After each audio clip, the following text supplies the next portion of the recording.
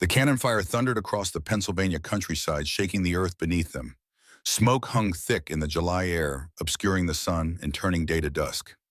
Ezra Blackwood pressed his back against the dirt wall of the trench, his uniform caked with mud and the blood of others. Beside him, Daniel Hayes lay motionless, save for the shallow rise and fall of his chest. Blood seeped through Daniel's blue coat, spreading like spilled ink across the fabric. "Stay with me," Ezra urged, his voice hoarse from shouting commands that no one could hear over the din of battle. "We're going to get you out of here." Daniel's eyes fluttered open, unfocused at first, then finding Ezra's face. "Not going to make it," he whispered. "Don't talk like that."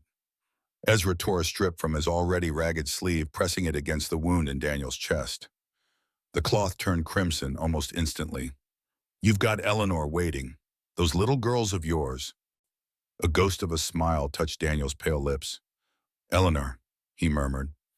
His hand clutched weakly at Ezra's sleeve. "If I don't make it through, promise me." Another explosion, closer this time. Earth and rock rained down on them. Ezra hunched protectively over his friend. "Promise me you'll look after them," Daniel continued when the rumbling subsided. "Eleanor and the girls, they'll have nothing." Ezra's throat tightened. "You're going to be fine," he insisted, even as he felt Daniel's blood soaking through to his own skin. "We both are." "Promise me," Daniel repeated, his voice suddenly stronger, his eyes clearer than they'd been moments before. "They're all that matters." Ezra swallowed hard. "I promise," he said finally, "but you're not dying here, you stubborn fool. Not today." With a grunt of effort, Ezra hoisted Daniel over his shoulder. The wounded man was lighter than he should have been. They'd all lost weight on the long marches, surviving on hardtack and whatever they could forage. Keeping low, Ezra began making his way toward the rear lines, toward the field hospitals, where overworked surgeons labored in tents that stank of blood and chloroform. They'd made it perhaps 50 yards when a voice cut through the battle haze. "Soldiers, what are you doing away from your positions?" Lieutenant Wilcox stood before them, his uniform immaculate despite the chaos surrounding them, his face flushed with anger or perhaps fear. It was hard to tell the difference in the heat of battle. The young officer had been with them less than a month, a wealthy Boston boy with more ambition than experience. "He's wounded, sir," Ezra explained, not loosening his grip on Daniel, taking him to the surgeons. "Return to your positions immediately." Wilcox's hand moved to the pistol at his hip. "That's an order. The Confederates are advancing." "He'll die if I don't get him help," Ezra protested, "and more will die than if you abandon your duty." Wilcox drew his pistol, aiming it at Ezra. "I won't have desertion in my company." Daniel stirred on Ezra's shoulder. "Put me down," he whispered. "No," Ezra replied, but Daniel was already sliding from his grasp, stumbling to stand on unsteady legs. "He's not deserting," Daniel told the lieutenant, his voice surprisingly firm despite the blood now visibly seeping through his coat. "I am." It happened so quickly. Daniel lunged for the lieutenant's gun. There was a brief struggle, the two men grappling in the mud. The pistol discharged with a sharp crack, and Lieutenant Wilcox crumpled to the ground, a look of surprise frozen on his youthful face. A dark hole had appeared in the center of his chest, directly over his heart. Daniel stared down at the fallen officer, then at the pistol now in his own trembling hand. "I didn't mean to," he began. Ezra moved swiftly, taking the gun and tucking it into his belt. "Listen to me," he said, gripping Daniel's shoulders. "No one saw what happened here. No one but us." "I killed him," Daniel whispered, his face ashen. "You defended yourself against an officer threatening to shoot wounded men," Ezra corrected firmly, "but his family is powerful. They'd see you hanged no matter the circumstances." Cannon fire continued in the distance, but in this small clearing, time seemed suspended as the two men faced a decision that would echo through their lives for years to come. "We tell everyone he died leading the charge," Ezra said finally, "that he was a hero." Daniel nodded slowly, his eyes never leaving the still form of Lieutenant Wilcox. "A hero," he echoed hollowly. Ezra hefted Daniel back onto his shoulder. "Now let's get you to those surgeons before you make a liar out of me." As they moved away, the smoke from the battlefield enveloped the fallen lieutenant, obscuring him from view. The first secret buried between them, but not the last. 9 years later, snow fell in lazy spirals from a slate-gray Wyoming sky, dusting the wooden platform erected in Evergreen's town square. Eleanor Hayes stood motionless, her bare feet numb against the rough planks. The rope around her neck was coarse, its fibers scratching her skin with every shallow breath she took. She kept her chin high, her shoulders squared, though her hands trembled where they were bound behind her back. The crowd that had gathered was smaller than it might have been in fairer weather, perhaps 3 dozen souls, their breath forming clouds in the frigid air. Some looked away as Judge Sullivan read the charges. Others stared with hard eyes. A few mothers clutched their children closer, as if poverty might be contagious. Eleanor's gaze remained fixed on the wagon positioned at the edge of the square. Within its wooden cage, 5 small figures huddled together against the bitter November wind. Lillian, 12 years old, with her mother's auburn hair, kept her arms wrapped protectively around her younger sisters. Grace, 10, watched the proceedings with solemn eyes, too old for her face. Emma, 7, trembled with each sob she tried to suppress. Clara, 5, stared at the platform with uncomprehending confusion. And little Nora, barely 3, clung to Lillian's sleeve, her thumb tucked firmly in her mouth. Margaret Eleanor Hayes, Judge Sullivan's voice boomed across the square as he unfolded a piece of paper. You have been found guilty of theft. 1 loaf of bread from Sullivan's General Store. He paused, his eyes flickering briefly toward the wagon where the Hayes children waited. Something passed across his face, hesitation perhaps, but it hardened just as quickly. The penalty for theft in this county is hanging. Eleanor closed her eyes. A prayer came to her lips, unbidden words her mother had taught her long ago. The Lord is my shepherd, I shall not want. She has 5 children, Walter. A voice called from the crowd. Pastor Thornton stood with his Bible clutched against his chest, snow gathering on the brim of his hat. Judge Sullivan's expression soured. The law doesn't bend for mothers, Reverend. If anything, she should have thought of those girls before turning to thievery. Please, Eleanor said, her voice steady despite the fear that threatened to close her throat. My girls, your daughters will be placed in the county orphanage, Sullivan interrupted, or distributed to working families in need of extra hands. He glanced around the square, his gaze challenging. Unless there are any relatives willing to claim them. The silence that followed was answer enough. Eleanor had no family left, no one since Daniel had succumbed to his wasting illness 2 years prior, leaving her with 5 mouths to feed and no means to do so. The executioner stepped forward, hand on the lever that would release the trapdoor beneath her feet. Eleanor looked past him, past the crowd, toward the distant pine-covered ridge that had given the town its name. The snow was coming down harder now, blurring the boundary between earth and sky. If this is my last sight. Wait, the single word cut through the square like a blade. Heads turned. The executioner's hand paused on the lever. A tall figure pushed through the crowd. Ezra Blackwood moved with the careful deliberation of a man accustomed to his own company, his weathered face partially hidden beneath a wide-brimmed hat. Snow dusted the shoulders of his worn canvas coat. The owner of the sawmill on Pine Ridge, he was known to most by reputation rather than acquaintance, a man who kept to himself since tragedy had taken his family a decade ago. Judge Sullivan's brow furrowed. This isn't a public auction, Blackwood. No, Ezra agreed, his voice rough from disuse. It's a miscarriage of justice. He stopped at the foot of the gallows, looking up at Eleanor. I'll settle her debt, whatever she owes, and I'll take her and the children. A murmur rippled through the crowd. Eleanor stared down at this stranger, this unexpected savior. Her heart pounding so hard she thought it might break through her ribs.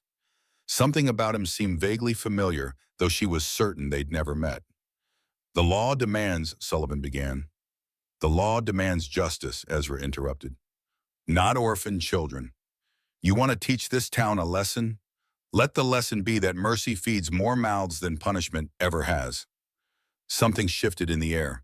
The crowd's murmuring grew louder, punctuated by nods of agreement. Pastor Thornton stepped forward, Bible held high. Amen to that, Mr. Blackwood. Amen to that. Judge Sullivan's face reddened, but his eyes darted around the square, reading the change in the crowd's mood. Mrs. Hayes, he said finally, his voice tight, do you accept this arrangement? Eleanor swallowed. She knew nothing of Ezra Blackwood beyond local whispers, a widower, a recluse, a man broken by loss. But she looked at her daughters, their small bodies shivering in the wagon cage, and knew there was only one answer. Yes, she said, I accept. The rope fell away from her neck, leaving behind a raw red line that would fade but never fully disappear, a permanent reminder of how close she had come to leaving her children motherless. Her legs buckled as she stepped down from the platform, and Ezra's hand caught her elbow, steadying her. "Thank you," she whispered. He didn't respond, his eyes fixed on the 5 small girls being released from their confinement. Lillian came first, her steps hesitant, then broke into a run as she reached her mother. Eleanor knelt in the snow, arms outstretched, and her daughters collided with her like birds returning to nest. She breathed them in soap and sweat and the faint sweetness of childhood, and felt her heart begin to beat normally again. When she looked up, Ezra Blackwood was standing a few paces away, his expression unreadable beneath the shadow of his hat. "My wagon's this way," he said, simply gesturing toward the edge of the square. They followed him through the dispersing crowd, Eleanor carrying Nora on her hip, Lillian holding tight to her skirt, the other girls trailing behind like ducklings. No one spoke as Ezra helped them into the back of his wagon, the wooden bed lined with straw and covered with a canvas tarp to keep out the worst of the snow. The ride out of town was silent, save for the creak of wheels and the occasional soft cry from Nora, who had yet to understand what had happened. Eleanor held her daughters close, trying to shield them from the bitter wind that cut through their threadbare clothes.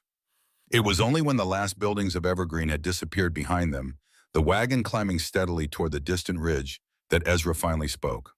"I knew your husband," he said, his voice barely audible above the wind and the horses' hooves. "Daniel and I, we served together, Gettysburg." Eleanor's breath caught in her throat. "You knew Daniel?" Ezra kept his eyes on the snow-covered road. "We served together. He saved my life." The wagon continued its slow ascent as Eleanor tried to process his words. Daniel had never mentioned Ezra Blackwood had never spoken of saving anyone at Gettysburg. But then there were many things Daniel had kept to himself after returning from war nightmares that woke him screaming days when he couldn't bear to be touched. "Why didn't you come sooner?" she asked finally. Ezra didn't answer immediately. When he did, his voice was heavy with something like shame. "I thought you were managing." And then he shook his head. "A man gets used to staying away from people, gets harder to break the habit with each passing year." The trees grew thicker around them, pine branches heavy with snow. The wagon rounded a bend, and suddenly there it was, Ezra Blackwood's home. A large 2-story cabin built of squared logs, smoke curling from the stone chimney. A barn stood nearby, and beyond it the dark shape of the sawmill where he made his living. "It's not much," Ezra said as he halted the horses, "but it's warm." Eleanor looked at the solid walls, the sturdy roof, the welcoming glow of firelight through the windows. After 2 years of struggling in a leaking one-room shack at the edge of town, it looked like a palace. "It's more than enough," she said softly. Ezra helped them down from the wagon. Lillian kept close to her mother's side, her eyes wary as they approached the cabin. Grace stared openly at everything, curiosity momentarily overcoming fear. Emma and Clara clung to each other's hands while Nora had fallen asleep against Eleanor's shoulder. The interior of the cabin was simple but well crafted. A large stone fireplace dominated one wall of the main room, the fire within casting a warm glow over the hand-hewn furniture. A kitchen area occupied one corner with a cast-iron stove and a wooden table big enough for 8. A staircase led to a second floor where Eleanor assumed the bedrooms must be.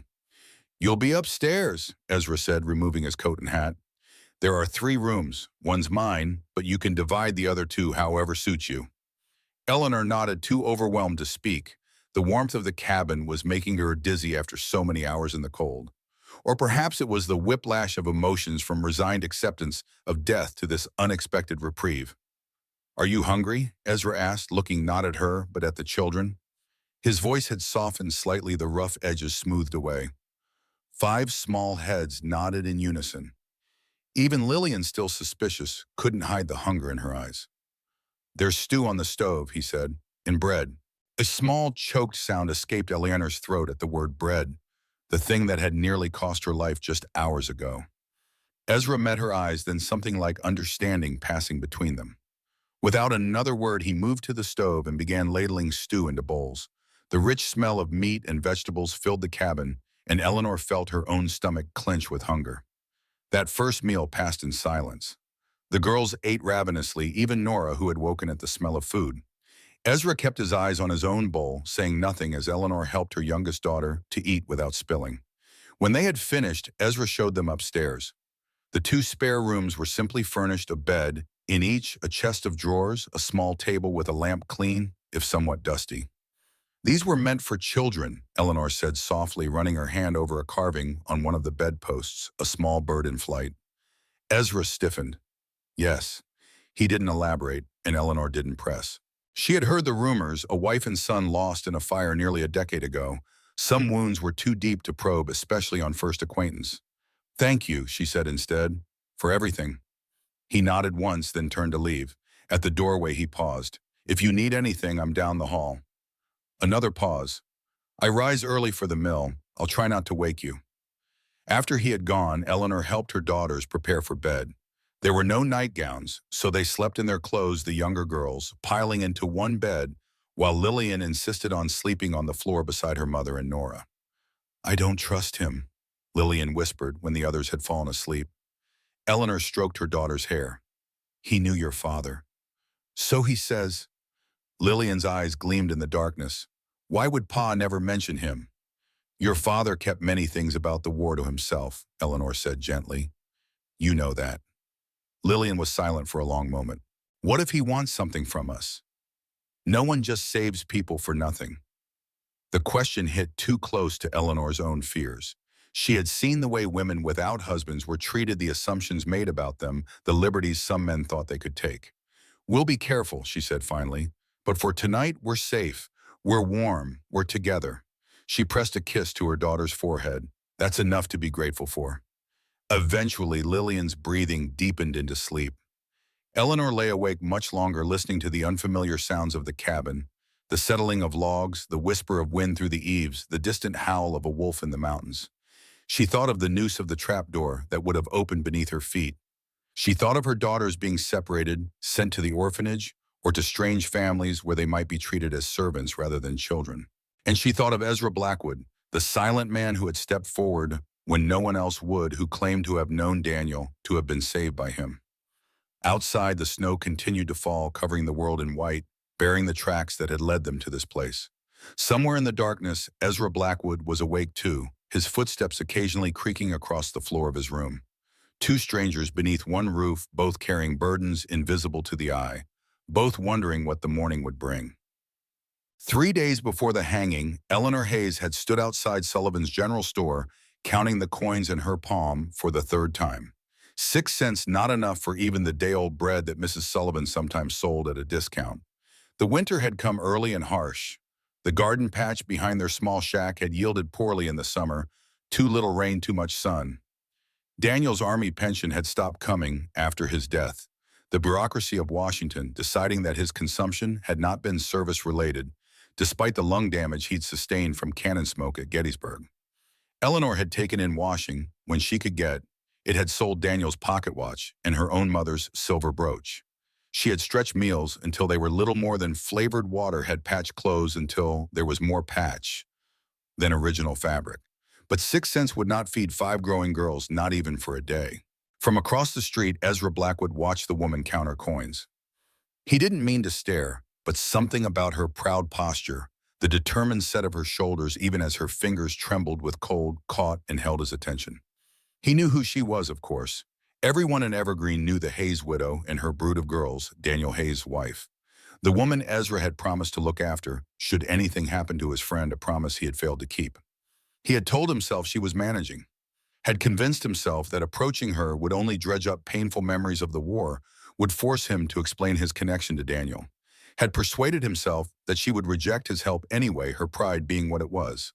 All excuses. The truth was simpler and harder to face. Ezra Blackwood had forgotten how to be around people, had retreated so far into his grief and solitude that the thought of speaking to a woman, any woman, filled him with a nameless dread. So he had watched from afar as Eleanor Hayes' situation deteriorated, had seen her thin to near transparency over the past year, had noticed the increasingly ragged state of her daughter's clothes, had done nothing but observe like a man watching a slow-motion disaster from behind glass. Now he stood in the shadows of the hardware store, watching as Eleanor Hayes straightened her spine, tucked the inadequate coins back into her pocket, and pushed open the door of Sullivan's general store. He knew what would happen next, had seen it play out with other desperate souls in this town. She would ask for credit. Walter Sullivan would refuse. She would leave empty-handed, dignity intact, but stomach still empty. Except this time something different happened. Eleanor Hayes emerged from the store not with empty hands, but with a loaf of bread partially concealed beneath her shawl. Her face was pale, her movements stiff as she hurried down the street toward the edge of town where her family's shack stood. Ezra felt his heart sink. Oh, Eleanor, not this. He knew he should call out, should stop her, should offer to pay for the bread himself, but his voice had atrophied from disuse, and before he could force the words out, she had disappeared around a corner. That night, as Ezra sat alone in his too large cabin, he thought of Eleanor Hayes and her stolen bread, thought of the harsh justice Walter Sullivan was known to dispense to thieves, thought of 5 little girls who might soon be motherless, thought of Daniel Hayes blood-soaked and gasping on a Pennsylvania battlefield, gripping Ezra's hand with surprising strength. If anything happens to me, look after them. Promise me. I promise, Ezra had said, and had meant it in that moment of smoke and death and desperate brotherhood. But promises made in war had a way of feeling distant in peace.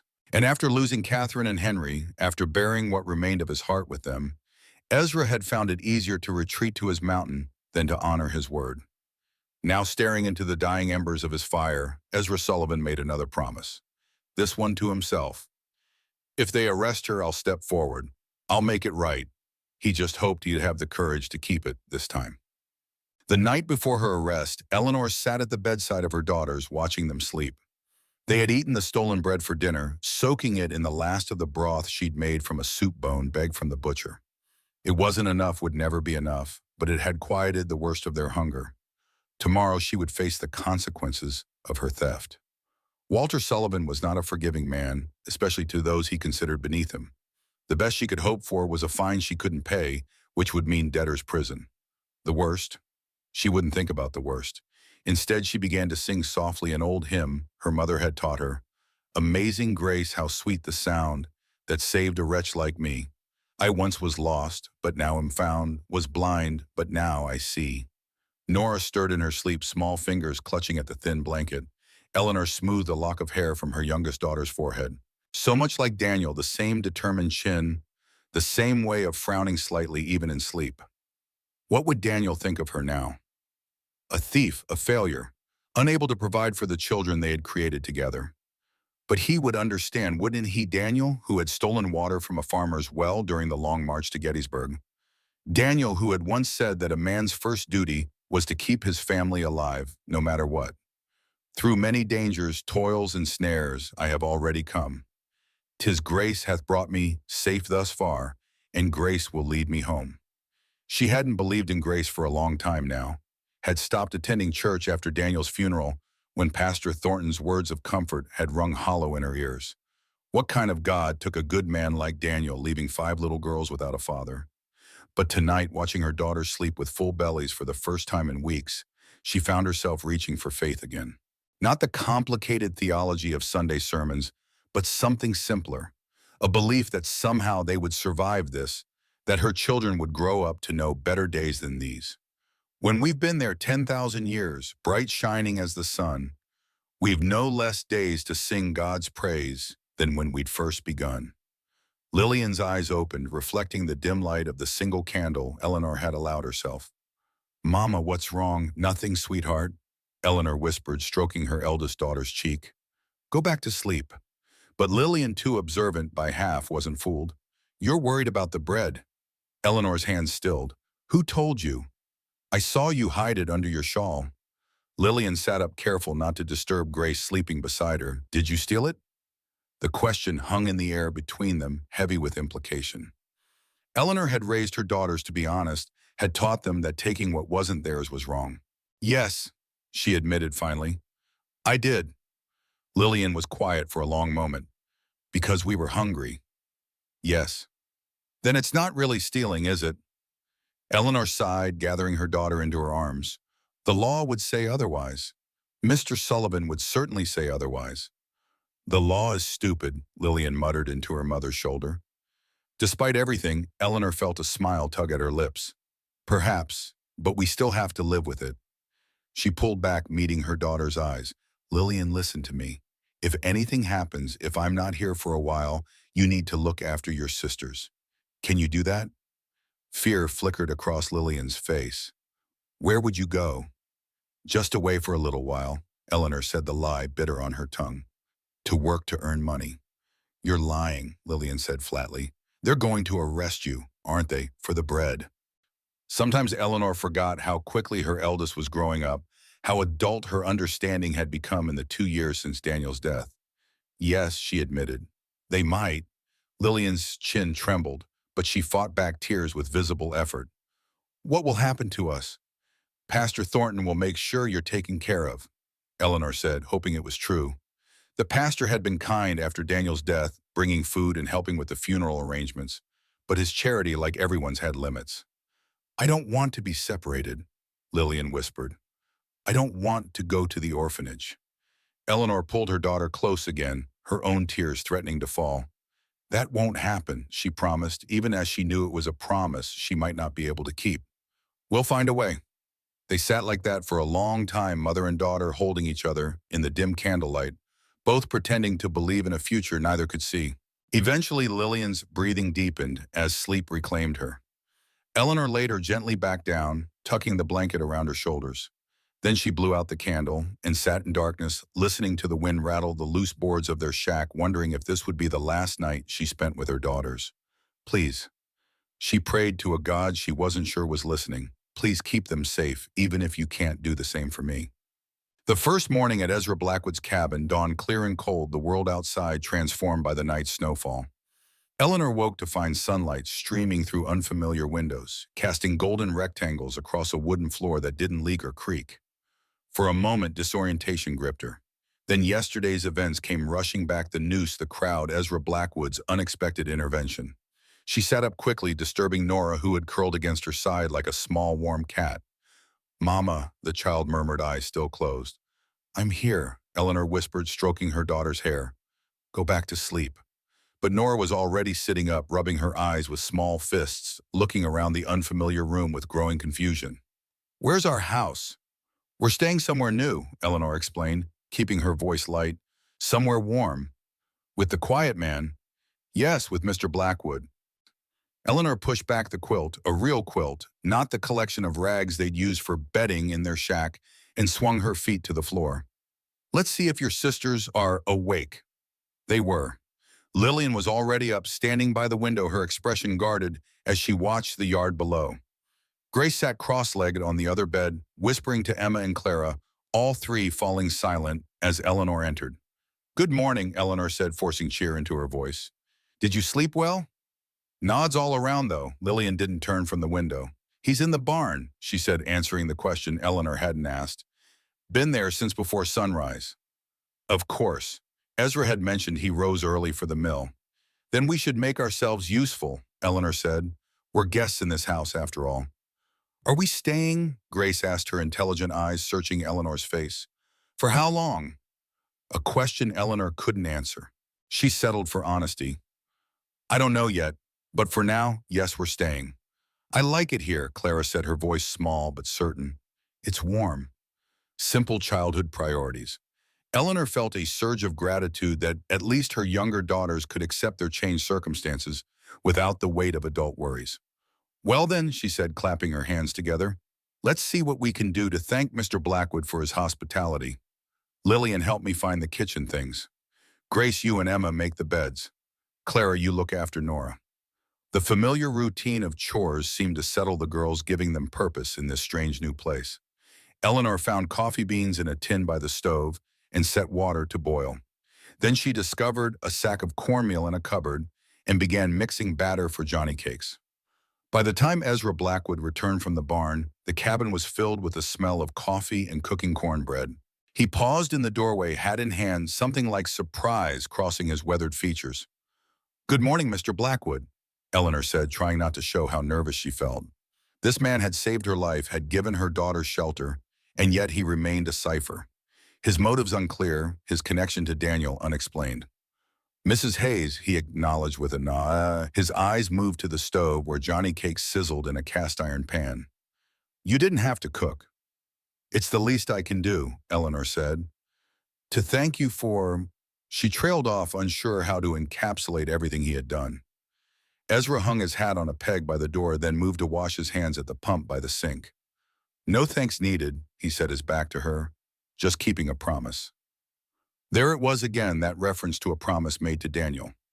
Eleanor wanted to press for details to understand what bond had existed between this solitary man and her husband. But the girls were watching, their eyes moving between the adults like spectators at a tennis match. And some instinct told her this was a conversation best had in private. Instead, she said, "Breakfast is almost ready. Girls, set the table, please." They ate in silence, Ezra answering direct questions with the fewest possible words. Yes, they were welcome to use anything in the house. No, he didn't mind them exploring the property, though they should stay away from the sawmill when it was running. Yes, he would bring their belongings from the shack in town when he next went for supplies. After breakfast, he disappeared to the mill, leaving Eleanor and her daughters to settle into their new surroundings. The girls, initially subdued, gradually relaxed as the day wore on. Grace discovered a bookshelf in the main room and was soon lost in a volume of poetry. Emma and Clara explored the barn under Lillian's watchful eye, returning with excited tales of the horses and chickens they'd found. Only Lillian remained wary, staying close to Eleanor, her eyes tracking every movement, every shadow. "He seems kind enough," Eleanor said softly as they washed the breakfast dishes together. Lillian's mouth tightened. "So did Mr. Jenkins at first." Eleanor winced.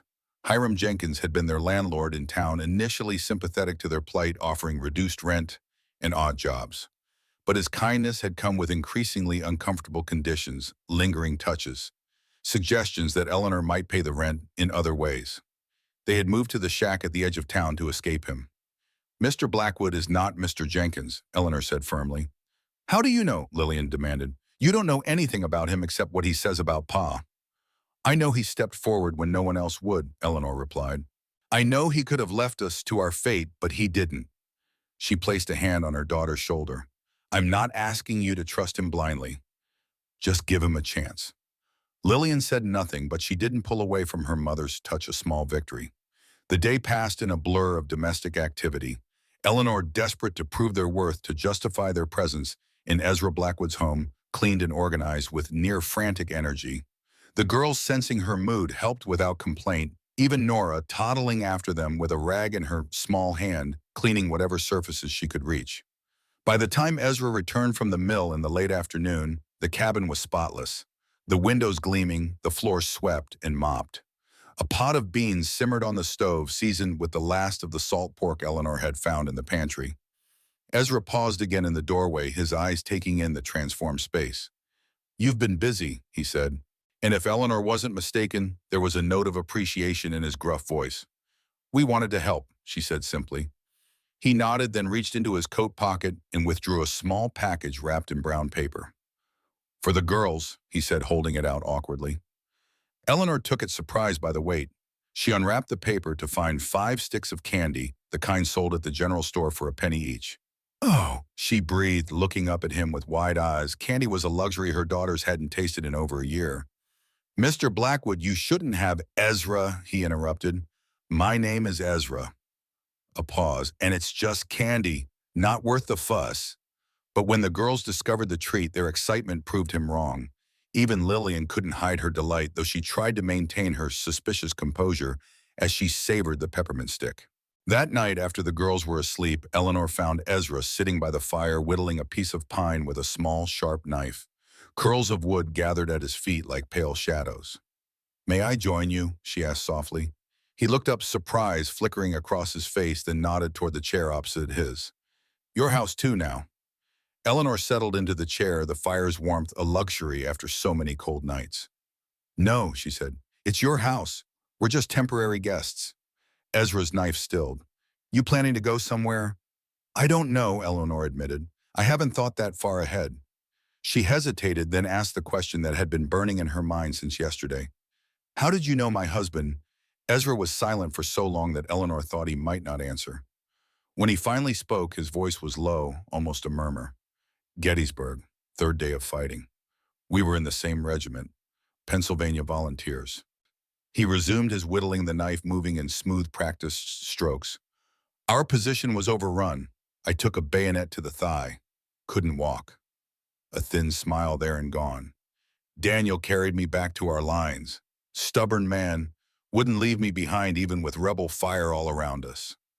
Eleanor closed her eyes, picturing it, Daniel younger than when she'd met him, his face unmarked by the lines pain and illness would later etch there, running through gunfire with the wounded comrade. He never told me, she said, opening her eyes to find Ezra watching her. He didn't talk about the war much, Ezra said. Not to anyone. No, Eleanor agreed, he didn't. They sat in silence for a moment, the fire crackling between them, each lost in memories of the same man. Before he died, Ezra said finally, did he ever mention me or Pine Ridge? Eleanor shook her head. No, though in those last months he wasn't always lucid. The fever, the coughing. There were days when he didn't recognize even me. Ezra nodded, his expression somber. Consumption's a hard way to go. Yes, Eleanor whispered. It is. Another silence, longer this time. Eleanor watched Ezra's hands as he worked the wood, transforming from a formless block into something with shape and purpose. His fingers were callous, scarred in places, but they moved with surprising gentleness. What are you making? She asked, nodding toward the half-formed carving. Ezra held it up, a small bear, its details still rough but recognizable. For your youngest, Nora. He glanced away, almost embarrassed. She seemed frightened today. Eleanor felt something catch in her throat. This gruff, solitary man had noticed her daughter's fear and had thought to make her a toy. That's very kind of you. Ezra shrugged, uncomfortable with the praise. Just wood, I have plenty of it. Eleanor smiled at the understatement. Ezra Blackwood owned not only the sawmill, but also vast tracts of pine forest on the ridge. Wood was his livelihood, his wealth. Still, she said, thank you. Ezra returned to his carving, and Eleanor watched the fire, content for the moment to share silence with this strange man who had upended her life in the span of a day. It was Ezra who eventually broke the quiet. The children, he said, not looking up from his work. They won't call me Pete. The statement caught Eleanor off guard. No, she agreed carefully. They won't. Good, Ezra said, his knife making a particularly decisive cut. Because I'm not trying to replace him. Daniel was, he shook his head. He was a better man than me. You saved my life, Eleanor pointed out. That seems like something a good man would do. Ezra's mouth twisted. One good deed doesn't erase years of cowardice, Mrs. Hayes.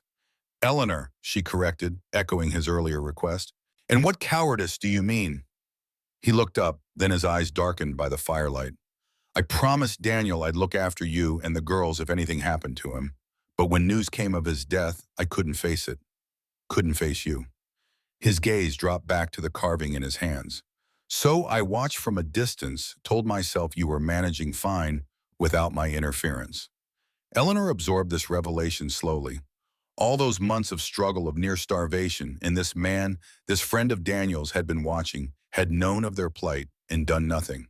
Anger flared hot and sudden. We nearly starved, she said, her voice tight. The girls went hungry.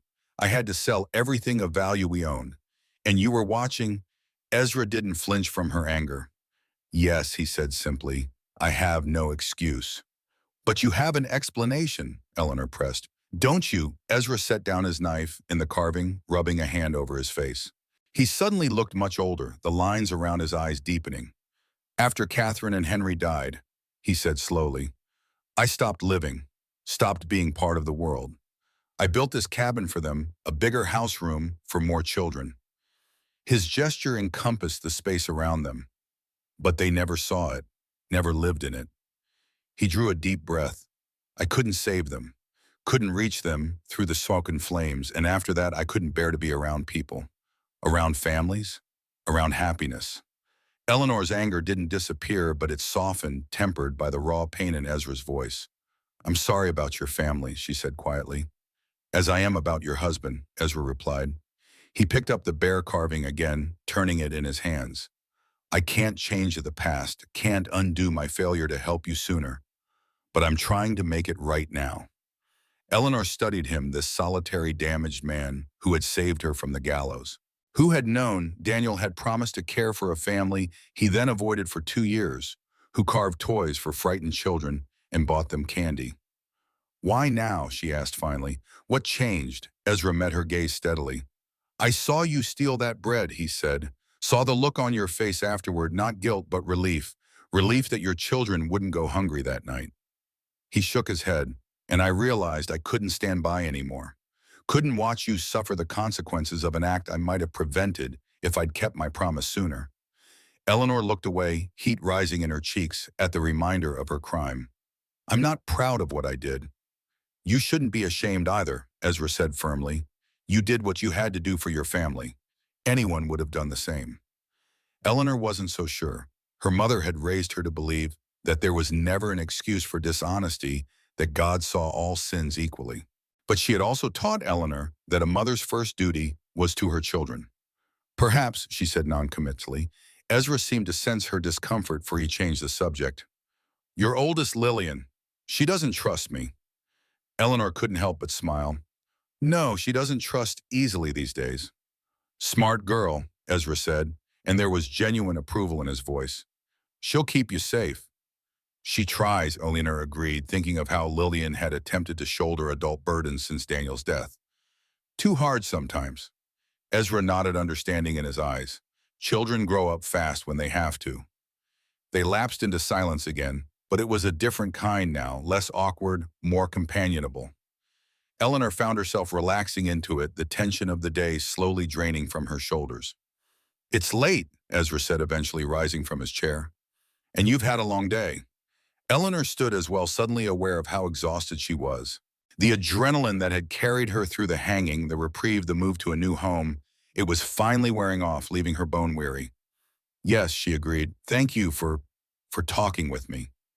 Ezra hesitated, then held out the small wooden bear, now finished. The firelight caught the details he had added, a rounded snout, ears, a suggestion of fur in delicate cuts across the surface. For Nora, he said, to help her sleep. Eleanor took the carving, her fingers brushing his in the exchange. She'll love it, she said softly. Good night, Ezra. Good night, Eleanor. As she climbed the stairs to the room she shared with her daughters, Eleanor turned the small bear over in her hands. Such a simple thing, just wood as Ezra had said, and yet the care that had gone into its making, the thought behind the gift, spoke volumes. Ezra Blackwood was a puzzle, a contradiction. A man who had failed to keep a promise for 2 years, then risked public censure to save her from hanging. A recluse who carved toys for children not his own. A friend of her husband's who had never been mentioned in their years of marriage. What other secrets was he keeping? And could she trust him with her daughter's futures, with her own questions for another day? For now, she slipped quietly into the bedroom, where 5 small forms lay sleeping in the moonlight, spilling through the window. Nora stirred as Eleanor placed the wooden bear beside her, small fingers instinctively curling around the toy. Eleanor stood watching her daughter sleep safe and warm in a house built for a family that never was. Outside, the wind had picked up, carrying the promise of more snow. But inside these solid walls, for the first time in too long, Eleanor Hayes allowed herself to feel something like hope.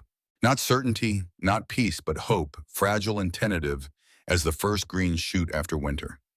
It would have to be enough. The first week at Ezra Blackwood's cabin passed in a blur of adjustment. For the Hayes girls, the sudden shift from near starvation to regular meals and warm beds was disorienting. They moved through the spacious rooms like sleepwalkers, touching wooden surfaces, polished smooth by careful hands, marveling at windows that didn't let in the wind, at a roof that didn't leak even when snow piled high upon it.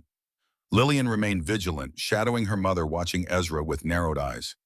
Grace explored every corner, discovering treasures, books with colorful illustrations, a drawer of smooth river stones, a small telescope on the upstairs landing that brought the distant mountains close enough to touch. Emma woke crying each night, convinced her mother would be gone by morning. Clara befriended the chickens in the barn, giving each one a name and personality. And little Nora carried her wooden bear everywhere, clutched tightly in her small fist, as if afraid it might disappear if she let go. For Eleanor, the week brought a cautious unfolding. Each morning she rose before dawn, determined to earn their keep. She cooked hearty breakfast, mended Ezra's shirts, kept the cabin spotless. When Ezra suggested she needn't work so hard, she only smiled tightly and continued her tasks with more determination.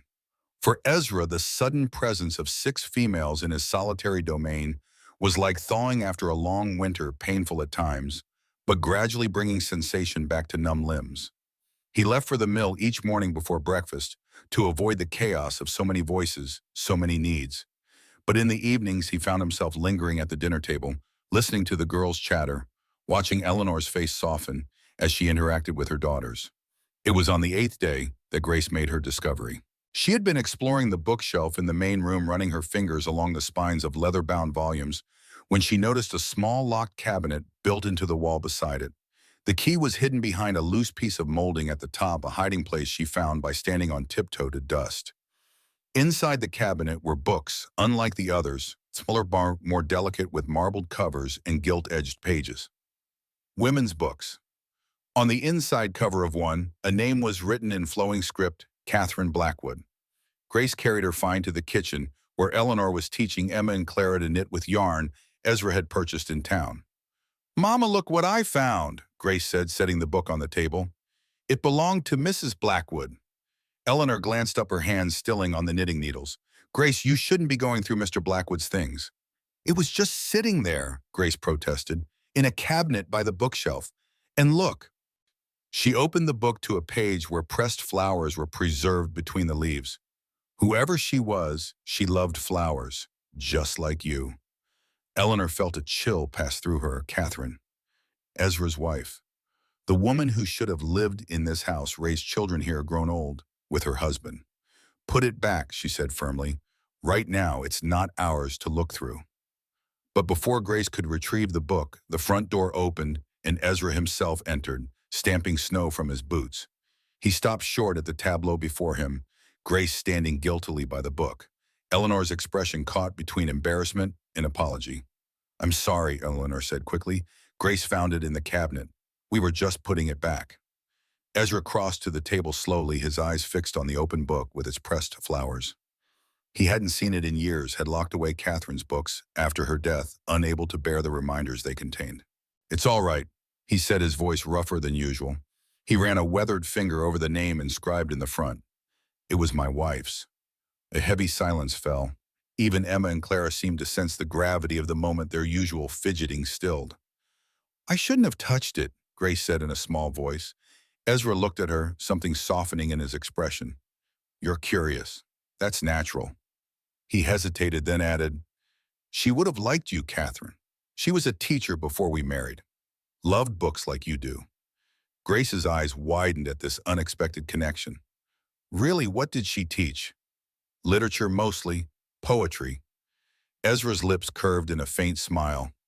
"She could recite Wordsworth for hours." "I don't know Wordsworth," Grace admitted. "There are more of her books upstairs," Ezra said. "In the trunk in my room. You can borrow them if you like." Grace's face lit up. "Thank you."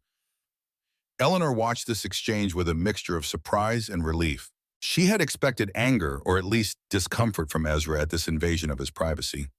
Instead, he seemed almost glad to speak of his late wife, as if Grace's innocent curiosity had given him permission to remember without pain.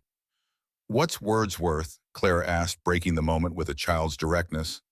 "A poet," Ezra explained, his tone gentler than Eleanor had ever heard it. "He wrote about nature, about finding God in mountains and lakes and forests." "Like here," Clara persisted, "in the pines." "Yes," Ezra agreed, "just like here." That evening, true to his word, Ezra brought down a stack of books from his room, slim volumes of poetry, their leather bindings worn with use. "For Grace," he said, placing them on the table. "Catherine's favorites. Treat them carefully." Grace approached the books with reverence, running her fingers over the embossed titles. "I will," she promised. "Thank you, Mr. Blackwood." "Ezra," he corrected gently. "You can call me Ezra." The look of wonder on Grace's face as she opened the first book, a collection of Wordsworth's poems, stayed with Eleanor long after the girls had gone to bed that night. She found Ezra in his usual place by the fire, whittling a new piece of wood. "That was kind of you," she said, taking the chair opposite his. "Sharing Catherine's books." Ezra shrugged his knife, pausing momentarily. "They're just gathering dust otherwise." "Still," Eleanor persisted, "it can't have been easy seeing those books again, talking about her." Ezra was silent for a long moment, the only sound the soft scrape of his knife against wood. "It was easier than I expected," he said finally, "talking about her, remembering." "Time heals," Eleanor offered quietly. Ezra's mouth twisted. "Does it?" It's been 10 years and some days the pain is as fresh as it was the morning after the fire. Eleanor thought of Daniel, of the hollow ache that still accompanied his memory. Perhaps heal is the wrong word, she conceded. Maybe we just learn to carry the pain differently. Ezra looked up at her, something like recognition in his eyes. Yes, he agreed. That's closer to the truth. They sat in companionable silence for a while, the fire crackling between them, each lost in memories of those they had lost. Grace will treasure those books, Eleanor said eventually. She's always loved reading. Daniel used to. She broke off, surprised by the ease with which her husband's name had come to her lips. It had been months since she'd spoken of him without pain clutching at her throat. Used to what? Ezra prompted. Eleanor smiled faintly. He used to make up stories for the girls at bedtime. Wild adventures with brave heroines. Grace would insist he write them down, but he never did. Said they weren't good enough for paper. He was wrong, Ezra said. Those stories were probably worth more than half the books ever printed. The certainty in his voice made Eleanor look at him curiously. You sound like you knew him well. Not as well as I would have liked, Ezra admitted. We lost touch after the war, but I knew enough to know he was a good man, a good father. He was, Eleanor agreed softly. Then gathering her courage, Ezra, why didn't he ever mention you? If you saved each other's lives at Gettysburg, if he made you promise to look after us, why keep that a secret? Ezra sighed, setting down his carving, a half-formed rabbit, Eleanor noticed. That's a question I've asked myself many times, he said. I can only guess at the answer. Try, Eleanor urged. Ezra stared into the fire, his expression distant. Daniel and we saw things in the war, did things that change a man. He drew a deep breath. There was a day near the end of the fighting at Gettysburg when our unit was ordered to take a hill held by Confederate forces. We knew it was a suicide mission. The hill was too well defended, our numbers too few, but orders were orders. He paused and Eleanor waited, sensing the weight of the memory. Our lieutenant was young, inexperienced, eager to prove himself. He led the charge and we followed because that's what soldiers do. Ezra's voice had gone flat, emotionless, as if the only way to tell the story was to drain it of feeling. 20 men went up that hill. 3 came back, Daniel, me, and a boy named Ellis, who died of his wounds that night. Eleanor's gaze never left Ezra's face, seeing the ghosts of the past moving behind his eyes. The lieutenant panicked halfway up, Ezra continued, turned to run. Daniel stopped him, physically restrained him, kept him from abandoning his men. His voice dropped to barely a whisper. In the struggle, the lieutenant's pistol went off, hit him in the chest, killed him instantly. Eleanor drew in a sharp breath. It was an accident. Yes, Ezra agreed. But in the chaos with no witnesses except Daniel and me, who would believe that the lieutenant came from a powerful family back east, they would have demanded a scapegoat. So you lied, Eleanor said, understanding dawning. Both of you. Ezra nodded. We said he died leading the charge. Died a hero. His eyes, when they met hers, were haunted. Daniel and I were the only ones who knew the truth, a secret that bound us together even after the war ended. Eleanor absorbed this revelation slowly.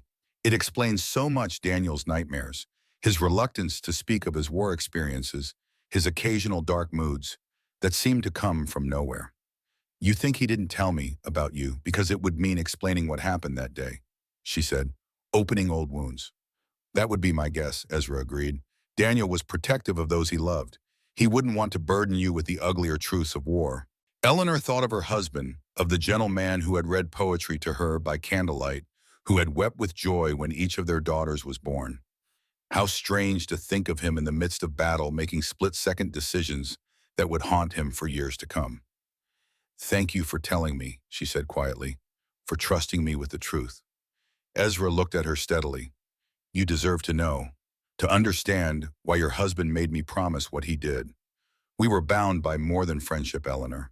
We were bound by blood and fire and secrets too dark to speak aloud. The gravity of his words settled over them like a heavy cloak.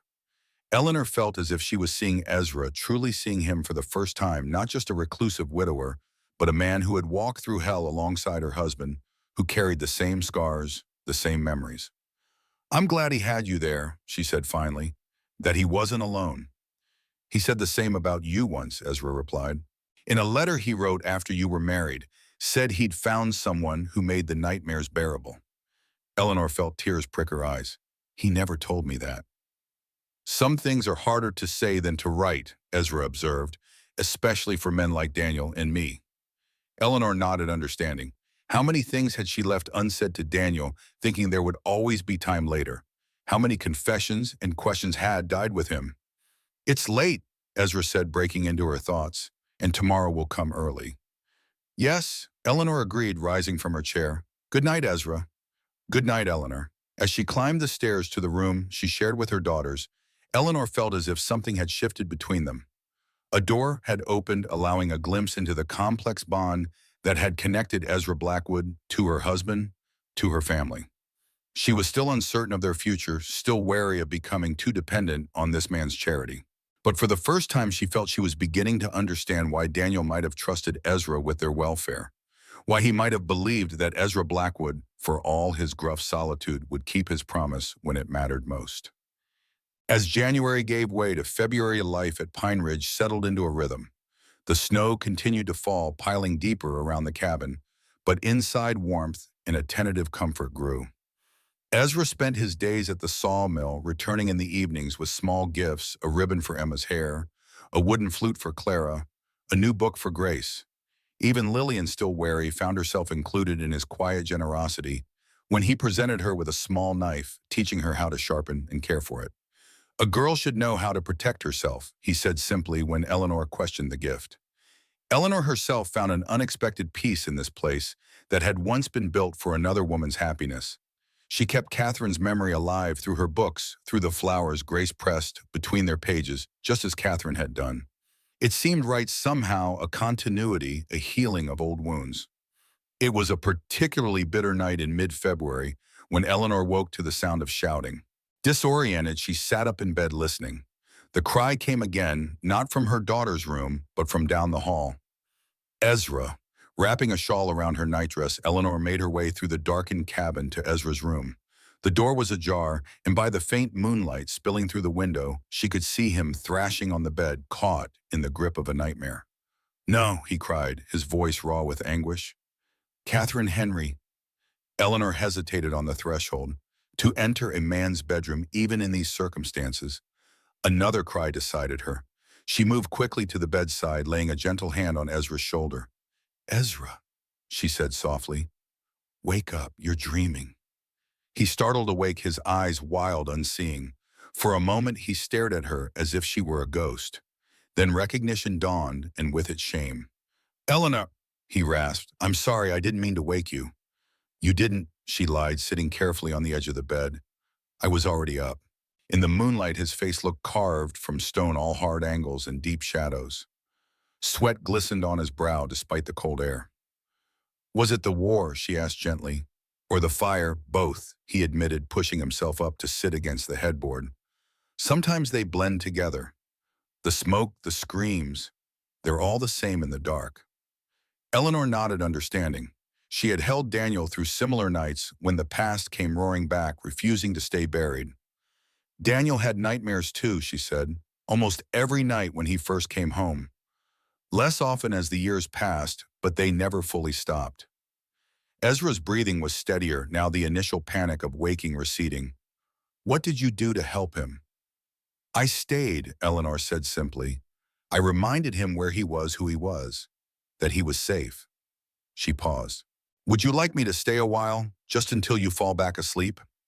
A complicated emotion flickered across Ezra's face, gratitude perhaps mixed with something else she couldn't name.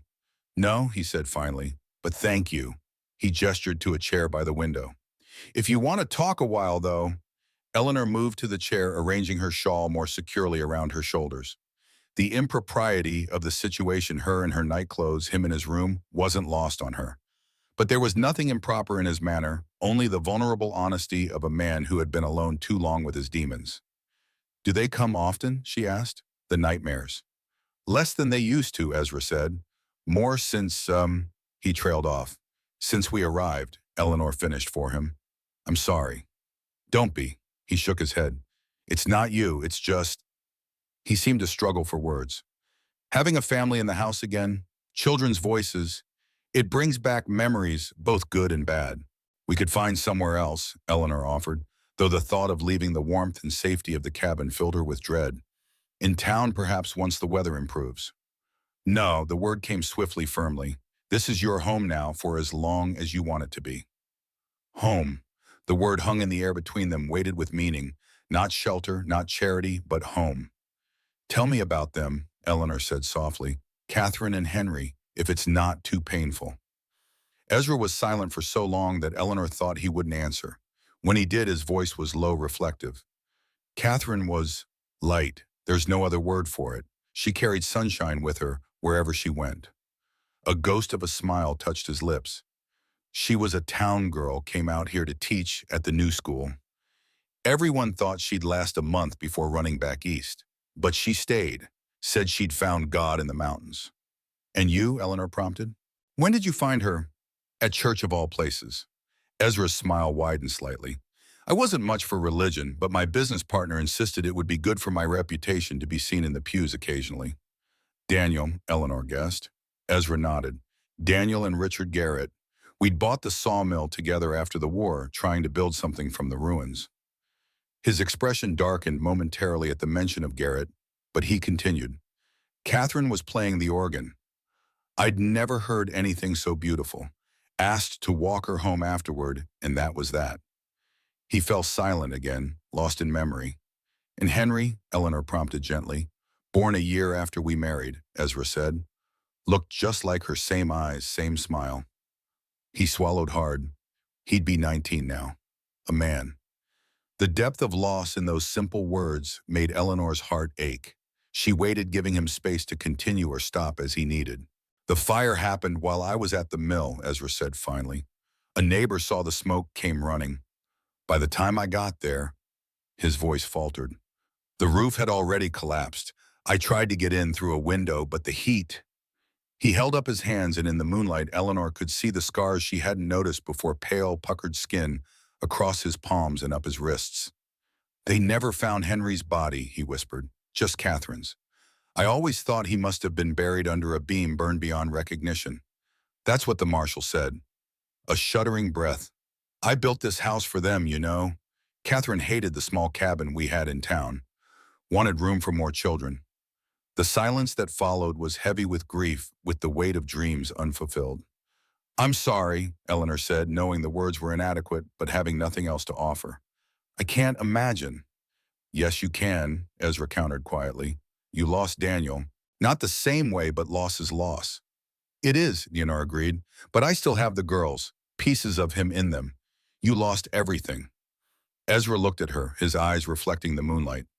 Not everything, and he said, I still had my promise to Daniel. I just took too long to honor it. The simple statement hung in the air between them, an acknowledgement of failure and a plea for understanding rolled into one. You're honoring it now, Eleanor said softly. That's what matters. Ezra nodded, his expression easing somewhat. Thank you for listening. For not, he trailed off. For not what? For not pitying me, he finished. I've had enough of that to last a lifetime. I don't pity you, Ezra, Eleanor said, rising from the chair. I admire you. It takes courage to survive what you have, to keep going. He looked away, uncomfortable with the praise. You should get back to the girls. It's late. Yes. Eleanor moved toward the door, then paused. If the nightmares come again, I'll try to be quieter, Ezra said, a hint of his usual dry humor returning. No, Eleanor corrected gently. I was going to say don't face them alone. Wake me if you need to talk. It helps sometimes to say the dark things aloud. To share their weight. Ezra's eyes, when they met hers, held a complexity of emotion she couldn't fully decipher. Thank you, he said simply. Eleanor nodded and slipped from the room, pulling the door closed behind her. As she made her way back to her own bed, she found herself thinking of the unexpected intimacy of the conversation, the trust implicit in Ezra's willingness to share his deepest pain. It was a kind of closeness she hadn't experienced since Daniel's death, and she wasn't sure what to make of it. She only knew that something had changed between them tonight, a wall had come down, or perhaps a bridge had been built. And on that bridge, in that space between solitude and connection, a fragile new understanding was taking root. The first breath of spring touched Pine Ridge in early March, the snow beginning to recede from the southern-facing slopes, revealing patches of brown grass and the first tentative green shoots. The days grew longer, the sunlight stronger, melting icicles from the eaves of the cabin and turning the packed snow of the yard to slush. For Lillian, the changing season brought a restlessness, a need to be outside after months confined by winter's grip. She had slowly, grudgingly begun to accept Ezra's presence in their lives, but still maintained a watchful distance. The knife he had given her became a talisman of sorts. She practiced with it daily, whittling sticks, as she had seen him do, though her results were far cruder. One afternoon, as the sun cast long shadows across the melting snow, Lillian ventured further than usual from the cabin, following a deer trail into the pines. The forest was coming alive around her birds, calling the occasional rustle of small animals in the underbrush. She walked without fear, the knife secure in her pocket, her steps confident on the familiar path. She had been walking perhaps 15 minutes when she came upon a small clearing. At its center stood a weathered wooden cross leaning slightly under the weight of years. Before it lay a bundle of pine branches, their green needles stark against the lingering patches of snow recently placed. Lillian approached cautiously, curious. No name marked the cross, no dates. Just a silent sentinel in the forest tended by some unknown hand. A twig snapped behind her. Lillian whirled her hand, going to her pocket fingers, closing around the knife's handle. Ezra stood at the edge of the clearing, his expression a mixture of surprise and something else, embarrassment, perhaps. "Lillian," he acknowledged with a nod, "you're far from the house." "I was exploring," she said, her chin lifting, slightly defensive. "Am I not allowed here?" "You're allowed anywhere on my land," Ezra said mildly. "I just wasn't expecting company." Lillian's eyes moved to the cross, then back to Ezra. "Is this where they're buried, your wife and son?" Ezra shook his head. "No, they're in the churchyard in town." He moved into the clearing, stopping beside the cross. "This is something else." Lillian waited, her natural curiosity overcoming her usual reticence with him. "When I couldn't save them," Ezra said, finally, his voice low. "When I failed them, I needed a place. Somewhere to put my grief, my guilt. So I made this." He gestured to the cross. "It's not a grave, more of a reminder." "Of what?" Lillian asked. "Of my promise to protect them. A promise I couldn't keep." His eyes, when they met hers, were steady despite the pain in them. "I come here sometimes to remember, to ask forgiveness." Lillian looked at the simple cross, the fresh pine boughs before it. She thought of her father, of the small marker in the evergreen cemetery that bore his name, but couldn't begin to contain who he had been. "Do they answer?" she asked quietly. "When you talk to them?" A sad smile touched Ezra's lips. "Not in words." Lillian nodded, understanding. She had spoken to her father's grave, too, had strained to hear some response in the whisper of wind through grass and the call of birds overhead. "I miss my pa," she said, the admission surprised from her by the solemnity of the place, by Ezra's unexpected candor. "I know," Ezra said simply. "He was a good man, the best I've known." Lillian studied him, trying to reconcile this quiet, grief-worn man with the stranger who had appeared so suddenly in their lives, who had saved her mother from the gallows. "You really did know him, didn't you?" she said finally. "You're not just making it up." "I wouldn't lie about that," Ezra said, no offense in his tone at her suspicion. "Your father was my friend. More than that, he saved my life. Twice." "How?" Lillian asked. "The second time, I mean. Mama told us about Gettysburg." Ezra was silent for a moment, considering. "After the war, I was lost, drinking too much, not caring whether I lived or died." He looked away toward the distant mountains. "Daniel found me in a saloon in Philadelphia, half dead from a knife wound I'd gotten in a fight I didn't remember starting. He brought me home, sobered me up, convinced me to come west with him and start over." He smiled faintly at the memory. "I told him I had nothing to live for. He said that was the best reason to head west. I had nothing to lose and everything to find." "And did you," Lillian asked, "find something to live for?" "I found Catherine," Ezra said, "and later Henry, and for a while that was enough." His expression clouded. "After I lost them, I went back to the darkness. But your father's memory, his example, it kept me from falling all the way back in." He looked at her directly then. "And now I have a new purpose, keeping my promise to him. looking after you and your sisters and your mother. Lillian absorbed this, the sincerity in his voice, the quiet strength in his bearing. For the first time, she allowed herself to see him not as a threat, but as a man trying to honor a debt, trying to make amends for past failures. "Do you think," she began, then hesitated, uncertain whether to voice the question that had been forming in her mind for weeks. "What?" Ezra prompted gently. "Do you think Pa knew that he was going to I am?" Ezra considered this, giving the question the seriousness it deserved. "I think he suspected," he said finally. "The last letter I got from him about a month before the end, he wrote about making preparations. Said he was worried about you all." He reached into his coat pocket and withdrew a folded piece of paper worn thin at the creases from repeated handling. "I've been carrying this for 2 years. Wasn't sure when or if I should show it to you or your mother." He held it out to Lillian. "It's the last page of his last letter. The rest was personal, but this part, I think you should read it." Lillian took the paper with trembling fingers, unfolded it carefully. Her father's handwriting jumped out at her, the familiar slant of the letters, the way his Y's and G's curved below the line. She had almost forgotten what it looked like. "I worry about the girls," Ezra, he had written. "Especially Lillian. She takes everything on herself, wants to be strong for everyone. She's too young for such burdens, but I don't know how to ease them. Tell her if the time comes that it's all right to be a child sometimes, to let others carry the weight for a while. Tell her I'm proud of her strength, but prouder still of her heart." Tears blurred Lillian's vision. She blinked them away, not wanting to stain the precious paper. "And watch over Eleanor for me. She'll try to do it all herself to stand alone. She's the strongest woman I've ever known, but even the strong need a hand to hold sometimes. Don't let her forget that."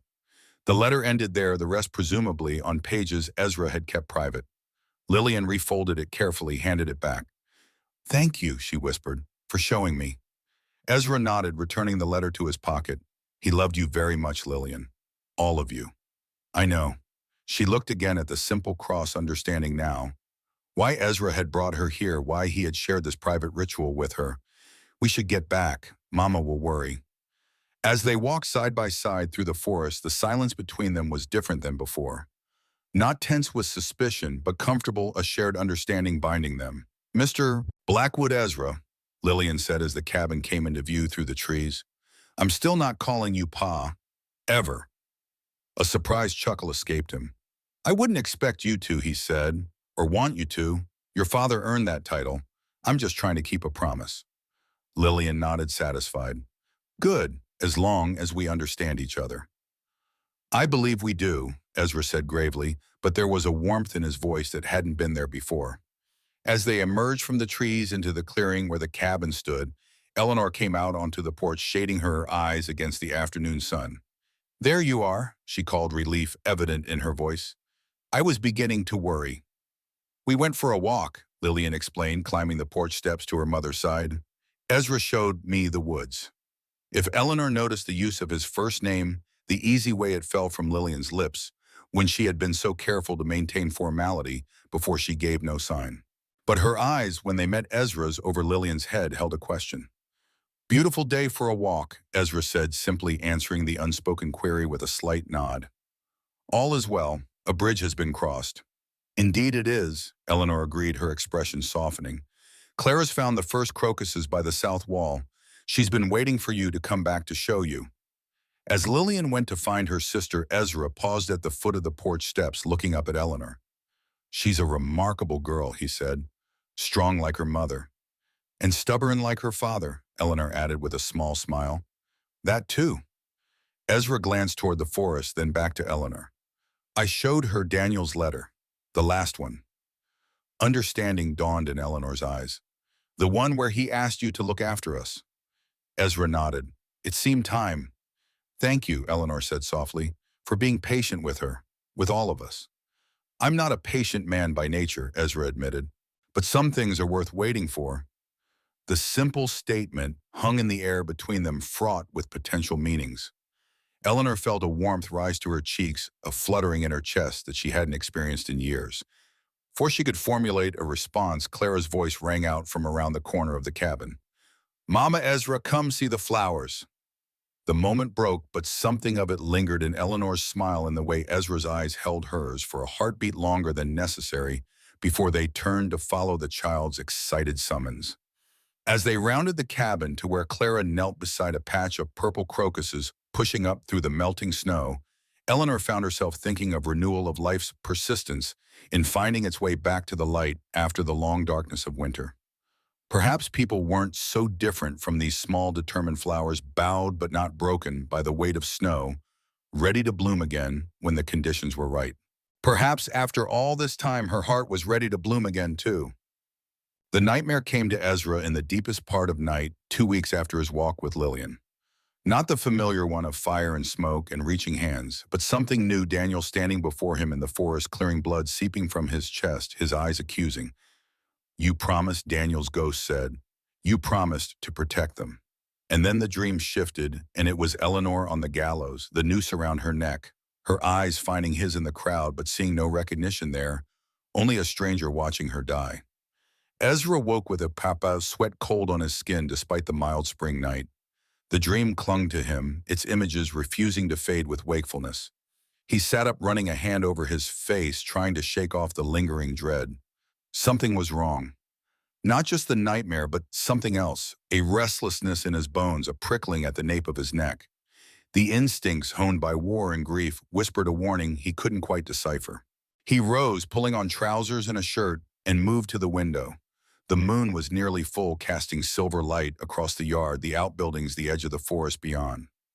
Nothing moved, nothing seemed out of place, and yet a sound reached him so faint he almost missed it. A horse's low nicker quickly hushed, not from the direction of his own barn, but from the forest trail that led down to town. Ezra reached for the rifle he kept by the bed, checking that it was loaded. Then, moving quietly so as not to wake the sleeping household, he made his way downstairs and out onto the porch. The night was still, the air cool but not cold. Spring's arrival had brought a softening to the world, a gentle thawing. But the peace of the scene did nothing to ease the tension coiling in Ezra's chest. He stood motionless in the shadow of the porch, listening. For several minutes, nothing. Then the soft crunch of footsteps on the forest path, too deliberate to be an animal, too cautious to be a friendly visitor. Ezra raised the rifle to his shoulder, sighting along the barrel toward the sound. "Show yourself," he called, his voice cutting through the night silence. "I'm armed." A pause, then a man's voice, smooth and cultured. "I mean no harm, Mr. Blackwood. I'm looking for information, not trouble." "Information is easier found in daylight," Ezra replied, not lowering the rifle, "and by coming to the front door, not skulking in the woods." The stranger chuckled, the sound oddly out of place in the tense tableau. "Fair point. May I approach slowly with my hands visible?" "Do it," Ezra agreed, finger resting lightly on the rifle's trigger. A figure emerged from the tree line, hands raised shoulder high. In the moonlight, Ezra could make out a well-dressed man, perhaps 30 years old, with a neatly trimmed beard, and the bearing of someone accustomed to commanding respect. "That's far enough," Ezra said when the man had reached the halfway point between forest and cabin. "State your business." "My name is Edward Thompson," the stranger said, his voice carrying clearly across the yard. "I'm looking for a man named Richard Garrett. I believe you knew him." Ezra felt as if he'd been struck. Richard Garrett, a name he hadn't heard spoken aloud in nearly a decade. His former business partner. The man who had embezzled from the sawmill, who had threatened Daniel when confronted. "Garrett's been gone from these parts for 10 years, Ezra said carefully. "Why are you looking for him?" "Family business," Thompson replied smoothly. "He was my uncle. Died recently in Denver, and I'm executing his will. Trying to tie up loose ends." The explanation sounded reasonable enough, but something in the man's manner, a certain tension beneath the polished exterior, set Ezra's nerves on edge. "I'm sorry for your loss," Ezra said, the words automatic, empty. "But I can't help you. As I said, Garrett and I parted ways a long time ago." "Did you—" Thompson took a step closer, ignoring Ezra's earlier command to halt. "Interesting. My uncle spoke of you often. Not fondly, I'm afraid." "The feeling was mutual," Ezra said dryly. "Now, unless you have actual business with me, I suggest you return to town. It's late, and I don't appreciate uninvited guests." Thompson smiled, the expression not reaching his eyes.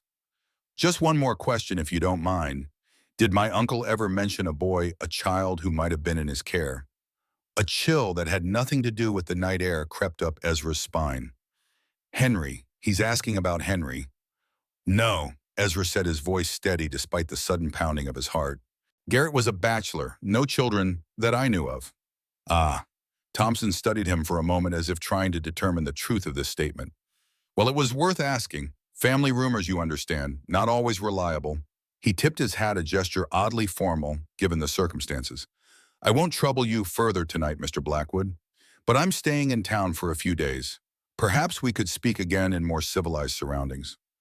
I don't think we have anything more to discuss, Ezra said. Perhaps not.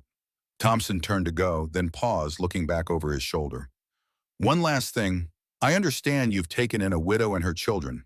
Mrs. Hayes, is it how charitable of you? The seemingly innocent observation carried a subtle threat, a warning. I know about your household. I know who is vulnerable. Good night, Mr. Thompson. Ezra said, his finger tightening almost imperceptibly on the trigger. Good night, Mr. Blackwood. Sleep well. As the stranger disappeared back into the forest, Ezra remained on the porch, the rifle still at the ready. Only when he heard the distant sound of a horse moving away did he lower the weapon. His mind raced. Edward Thompson, Garrett's nephew, asking about a child in Garrett's care. It couldn't be coincidence. For 10 years, Ezra had believed his son dead, consumed by the fire that had taken Catherine, had grieved him, buried him in his heart, if not in fact. But now, Ezra, Eleanor's voice came softly from the doorway behind him. He turned to find her standing there, a shawl wrapped around her nightdress, her hair loose around her shoulders. I heard voices, she said. Is everything all right? Ezra hesitated. The wild hope beginning to take root in his chest was too fragile, too uncertain to share. And yet the potential danger Thompson represented was real. We had a visitor, he said finally, a man asking questions about an old business associate of mine. At this hour, Eleanor's brow furrowed with concern. That seems odd. It was. Ezra glanced toward the forest, now still and silent. I don't trust him. Eleanor moved to stand beside him, following his gaze into the darkness. Do you think he means harm? I don't know, Ezra admitted. But until I do, I want you and the girls to be careful. Don't go into town alone. Don't talk to strangers, especially not about me or this place. Eleanor studied his face, reading the tension there. You're worried. Just cautious, Ezra corrected, not wanting to alarm her unduly. Old habits from the war. Better to prepare for trouble and not need to than the other way around. She nodded, accepting this. We'll be careful, she promised, but you should be too. The concern in her voice and her eyes touched something in Ezra, a place long closed now, tentatively opening. I will be, he said softly. They stood together on the porch for a long moment, the night air cool around them, the moonlight silvering Eleanor's hair, turning her into something ethereal, almost otherworldly. Ezra found himself wanting to reach out to touch her cheek, to reassure himself of her solidity, her reality. He didn't. The moment was too fragile, the night too full of shadows and uncertainty. You should go back to bed, he said instead. It's late. So should you, Eleanor countered gently. Whatever troubles came with that man, they'll keep until morning. Ezra nodded, though he knew sleep would elude him now. His mind was too full of questions of possibilities, both wonderful and terrible. As they turned to go back inside, Eleanor's hand brushed his, a touch so light it might have been accidental. But the warmth of it lingered, a small comfort against the cold weight of uncertainty that had settled on his shoulders. Whatever came with the dawn, whatever truths Thompson's appearance might herald, Ezra found himself grateful not to be facing it alone. For the first time in 10 years, he had something beyond his grief, beyond his guilt to fight for. Eleanor and her daughters had given him that. And if what he suspected was true, if Henry might somehow miraculously still be alive, then perhaps the promise he had made to Daniel had led him not just to fulfilling an obligation, but to reclaiming a part of his own heart he had thought lost forever. It was a hope almost too painful to bear. But as he followed Eleanor into the warmth of the cabin, closing and bolting the door against the night, Ezra allowed himself to feel it nonetheless, this fragile, terrible hope fluttering like a newly captured bird in the cage of his ribs. Henry, my son, could you truly be alive? The question echoed in his mind as he climbed the stairs, as he returned to his empty room with its cold bed and its haunted memories. It followed him into uneasy dreams where Catherine smiled at him from across a misty field, Henry's small hand clasped in hers, their figures receding no matter how fast he ran toward them. "Wait," he called in the dream. "Please wait." But they never did. And when he woke, tears drying on his face in the pale light of dawn, the hope remained painful, persistent, refusing to be denied. The next morning dawned clear and bright, spring asserting itself with renewed vigor after the long winter. Ezra was already gone when Eleanor came downstairs, his coffee cup sitting empty by the stove, a note propped beside it. "Gone to town. Back by nightfall. Keep doors locked." The terse message sent a chill through her, despite the morning sunshine streaming through the windows. She folded the paper and tucked it into her apron pocket, trying to dismiss the unease that had settled in her chest since their midnight encounter with the stranger. Edward Thompson. Something about the name nagged at her memory, though she was certain she'd never met the man. When she mentioned him to the girls over breakfast, Lillian frowned. "Thompson," she repeated, "like the man who came to the door that day while Ezra was gone, the one who asked all those questions." Eleanor's hand stilled on the coffee pot. "What man? When was this?" "About a week ago," Lillian said. "You were down at the creek with Emma and Clara washing linens. A man rode up, said he was looking for Ezra." "What did he look like?" Eleanor asked, trying to keep her voice casual for the younger girl's sake. Lillian considered. "Tall, well-dressed, had a beard neatly trimmed. Spoke like a city man, not like folks around here." "Did he give a name?" "Ellis, I think." "Ellis Thompson." Lillian's eyes narrowed. "I didn't like him. He smiled too much, but it never reached his eyes." "What did he want?" "Said he was an old friend of Ezra's. Wanted to know if he still owned the sawmill, if he'd ever remarried." Lillian's frown deepened. "I didn't tell him anything. Said Ezra wasn't home and he should come back later." Eleanor nodded, proud of her daughter's caution. "You did the right thing. Did you tell Ezra about this when he came home?" "No," Lillian admitted. "I forgot. There was that storm that night, remember? And then Grace found those early crocuses and it just slipped my mind." Eleanor tried to suppress her growing concern. Two visits from a man named Thompson, or perhaps two different men from the same family asking questions about Ezra. It couldn't be coincidence. "If he comes again," she said, keeping her voice steady, "or anyone else asking questions, don't answer. Come get me right away." "Is something wrong, Mama?" Grace asked, looking up from her porridge. "No, sweetheart," Eleanor assured her, forcing a smile. "Just being careful, that's all. Now finish your breakfast. We have planting to do today." As the girls cleared the table, Eleanor moved to the window, gazing out toward the forest trail that led to town. What business did Ezra have there that was so urgent he'd left at dawn, and what connection did it have to their mysterious midnight visitor? The answer, she suspected, lay in whatever Ezra hadn't told her about his former business partner, Richard Garrett. She resolved to ask him directly when he returned. After all he had shared with her about Daniel, about the war, about Catherine and Henry, surely he would trust her with this truth as well. But as the day wore on, a new worry began to gnaw at her. What if Ezra didn't return? What if this Thompson person meant him harm? By late afternoon, Eleanor had worked herself into such a state of anxiety that she jumped at every sound from the forest. The girls, sensing her unease, grew quiet and watchful. Even Nora, usually the most carefree among them, stayed close to her mother, clutching her wooden bear as if it might offer protection. It was Lillian who finally voiced what they were all feeling. "He'll come back, Mama," she said as they sat on the porch watching the sun begin its descent toward the western mountains. "Ezra knows how to take care of himself." Eleanor smiled weakly at her eldest. "I know, dear. I'm just being foolish." "No," Lillian said with a wisdom beyond her years. "You're worried about someone you care for. That's not foolish." The simple statement caught Eleanor off guard. Yes, I suppose I do care for him," she admitted. "We all do." Lillian gave her a look that suggested she understood more than Eleanor was saying, but she didn't press the point. Instead, she picked up her whittling knife and the piece of wood she'd been shaping, her first real attempt at carving, inspired by Ezra's lessons.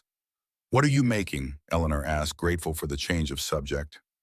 "A fish," Lillian said, tilting the wood to show the rough outline. "For Clara. She wants to try fishing in the creek now that it's not frozen." Eleanor watched her daughter's hands as they worked the wood, steady and confident despite her inexperience. So like Daniel in her determination. And yet the technique, the way she held the knife, that was pure Ezra. The thought brought both comfort and a new kind of worry.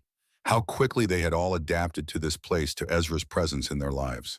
What would happen if that presence were suddenly removed? They had survived Daniel's death, but another loss so soon. The sound of hooves on the forest trail interrupted her dark musings.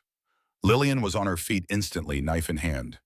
Eleanor rose more slowly, placing herself slightly in front of her daughter as they watched the bend in the trail. A lone rider appeared slumped in the saddle, his horse moving at a tired walk. Even at a distance, Eleanor recognized Ezra's broad shoulders, his distinctive hat. But something was wrong. He sat too heavily, listed slightly to one side. "Lillian, go inside," Eleanor said sharply. "Get my sewing kit and clean cloths. Lots of them." "Mama." Now Lillian. As her daughter ran to obey, Eleanor hurried down the porch steps and across the yard. Ezra's horse stopped at her approach, as if relieved to surrender its burden. Up close, Eleanor could see the dark stains spreading across Ezra's left side, the pallor of his face beneath his weathered tan. "Ezra," she called, reaching up to steady him. "What happened?" His eyes, glazed with pain, focused on her with visible effort. "Ambushed," he managed, his voice a harsh whisper. "On the trail back. Shot." Fear clutched at Eleanor's heart, but she forced it down. There would be time for fear later.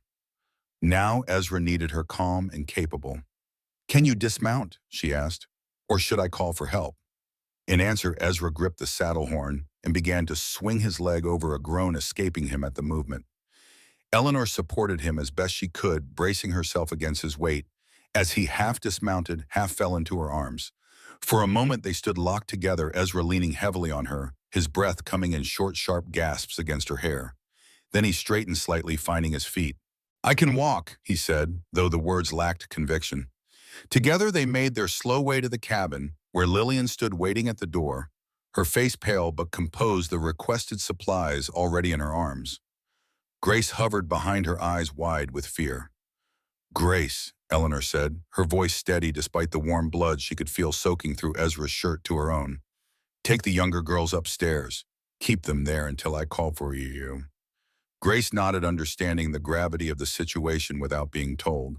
She herded Emma, Clara, and Nora up the stairs, murmuring reassurances that sounded hollow even to Eleanor's ears.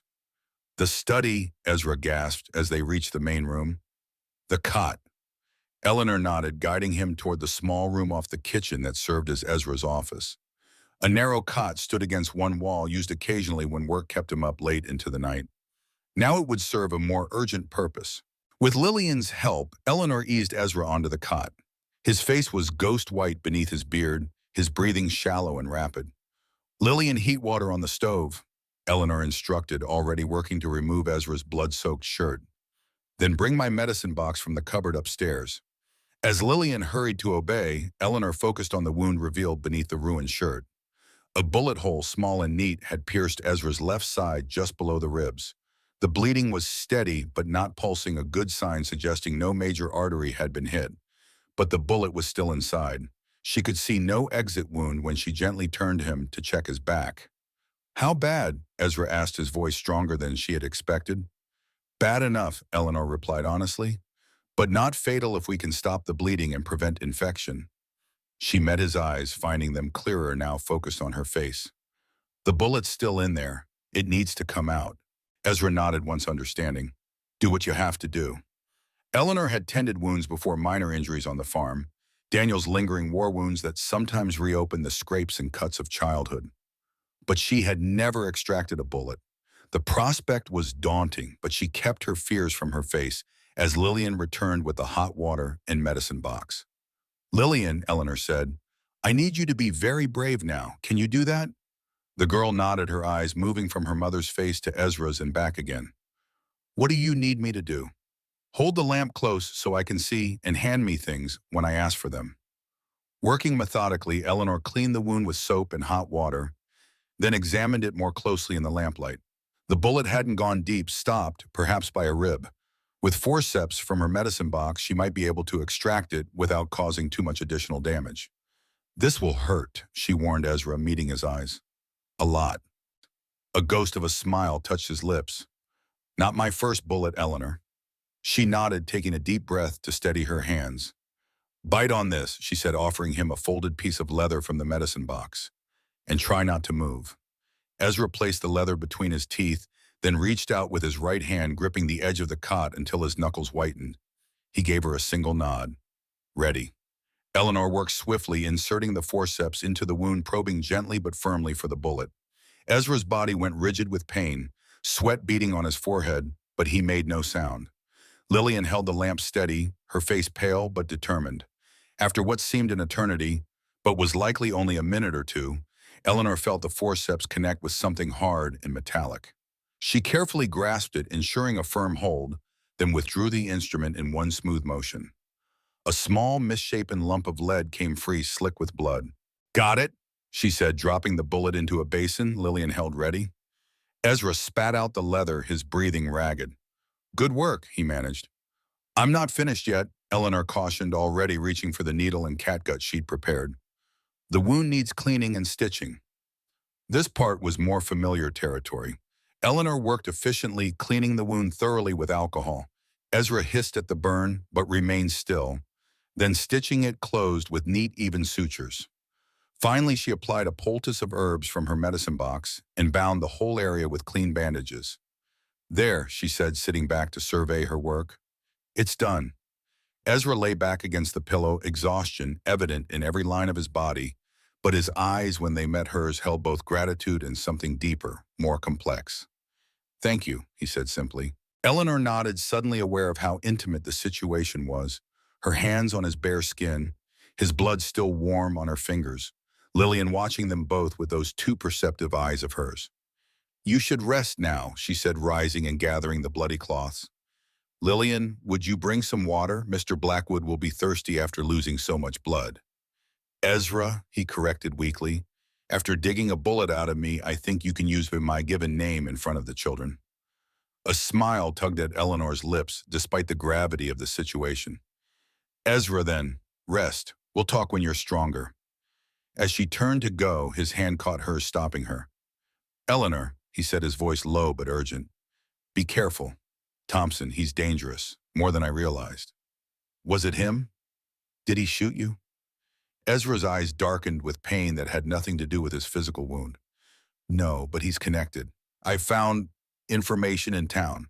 Things I need to tell you, but not now. Not in front of—" His gaze moved to Lillian, who had returned with a cup of water. "Later," Eleanor agreed, understanding his reluctance to speak freely in front of her daughter. "When you're stronger." Ezra nodded, releasing her hand. His eyes were already growing heavy, the combination of blood loss, pain, and exhaustion taking its toll. "Stay," he murmured as she turned to go. "Just until I fall asleep. Please." The vulnerability in the request touched something deep in Eleanor's heart. She sat back down beside the cot, taking his hand in hers. "I'm here," she said softly. "Rest now." Lillian, after setting the water within reach, quietly withdrew, closing the door behind her with a wisdom beyond her years. In the small, lamp-lit room, Eleanor watched as Ezra's breathing gradually evened out, his features relaxing as sleep claimed him. Even in repose, there was a strength to him in the set of his jaw, the breadth of his shoulders, the calloused hand that held hers with surprising gentleness, even in unconsciousness. She found herself studying his face, truly seeing it, perhaps for the first time. The lines at the corners of his eyes etched by sun and sorrow. The small scar above his right eyebrow, a pale crescent against his tan skin. The silver threading through his dark beard, testament to the years that had marked him. Not a handsome face, perhaps, by conventional standards, but a good one, honest, strong. A face that had witnessed both beauty and horror, that bore the imprint of both joy and profound grief. A face that somewhere in the past months had become dear to her. The realization settled over Eleanor like a warm blanket, both comforting and slightly terrifying. When had it happened? When had this man, initially just her savior from the gallows, become someone whose loss she couldn't bear to contemplate? Was it when he carved toys for her daughters? When he shared the truth about Daniel, allowing her to know her husband more fully? When he spoke of Catherine with such tender remembrance, revealing the depth of his capacity for love? Or was it simply in the accumulated moments of daily life, passing the coffee at breakfast, working side by side in the garden, sitting in companionable silence by the fire in the evenings? Whenever it had begun, there was no denying it now. Eleanor Hayes cared deeply for Ezra Blackwood, perhaps even loved him, though that word felt too large, too fraught with implication to acknowledge fully even to herself. And now someone had tried to kill him. The thought sent ice through her veins, dispelling the warmth of her revelation. Thompson.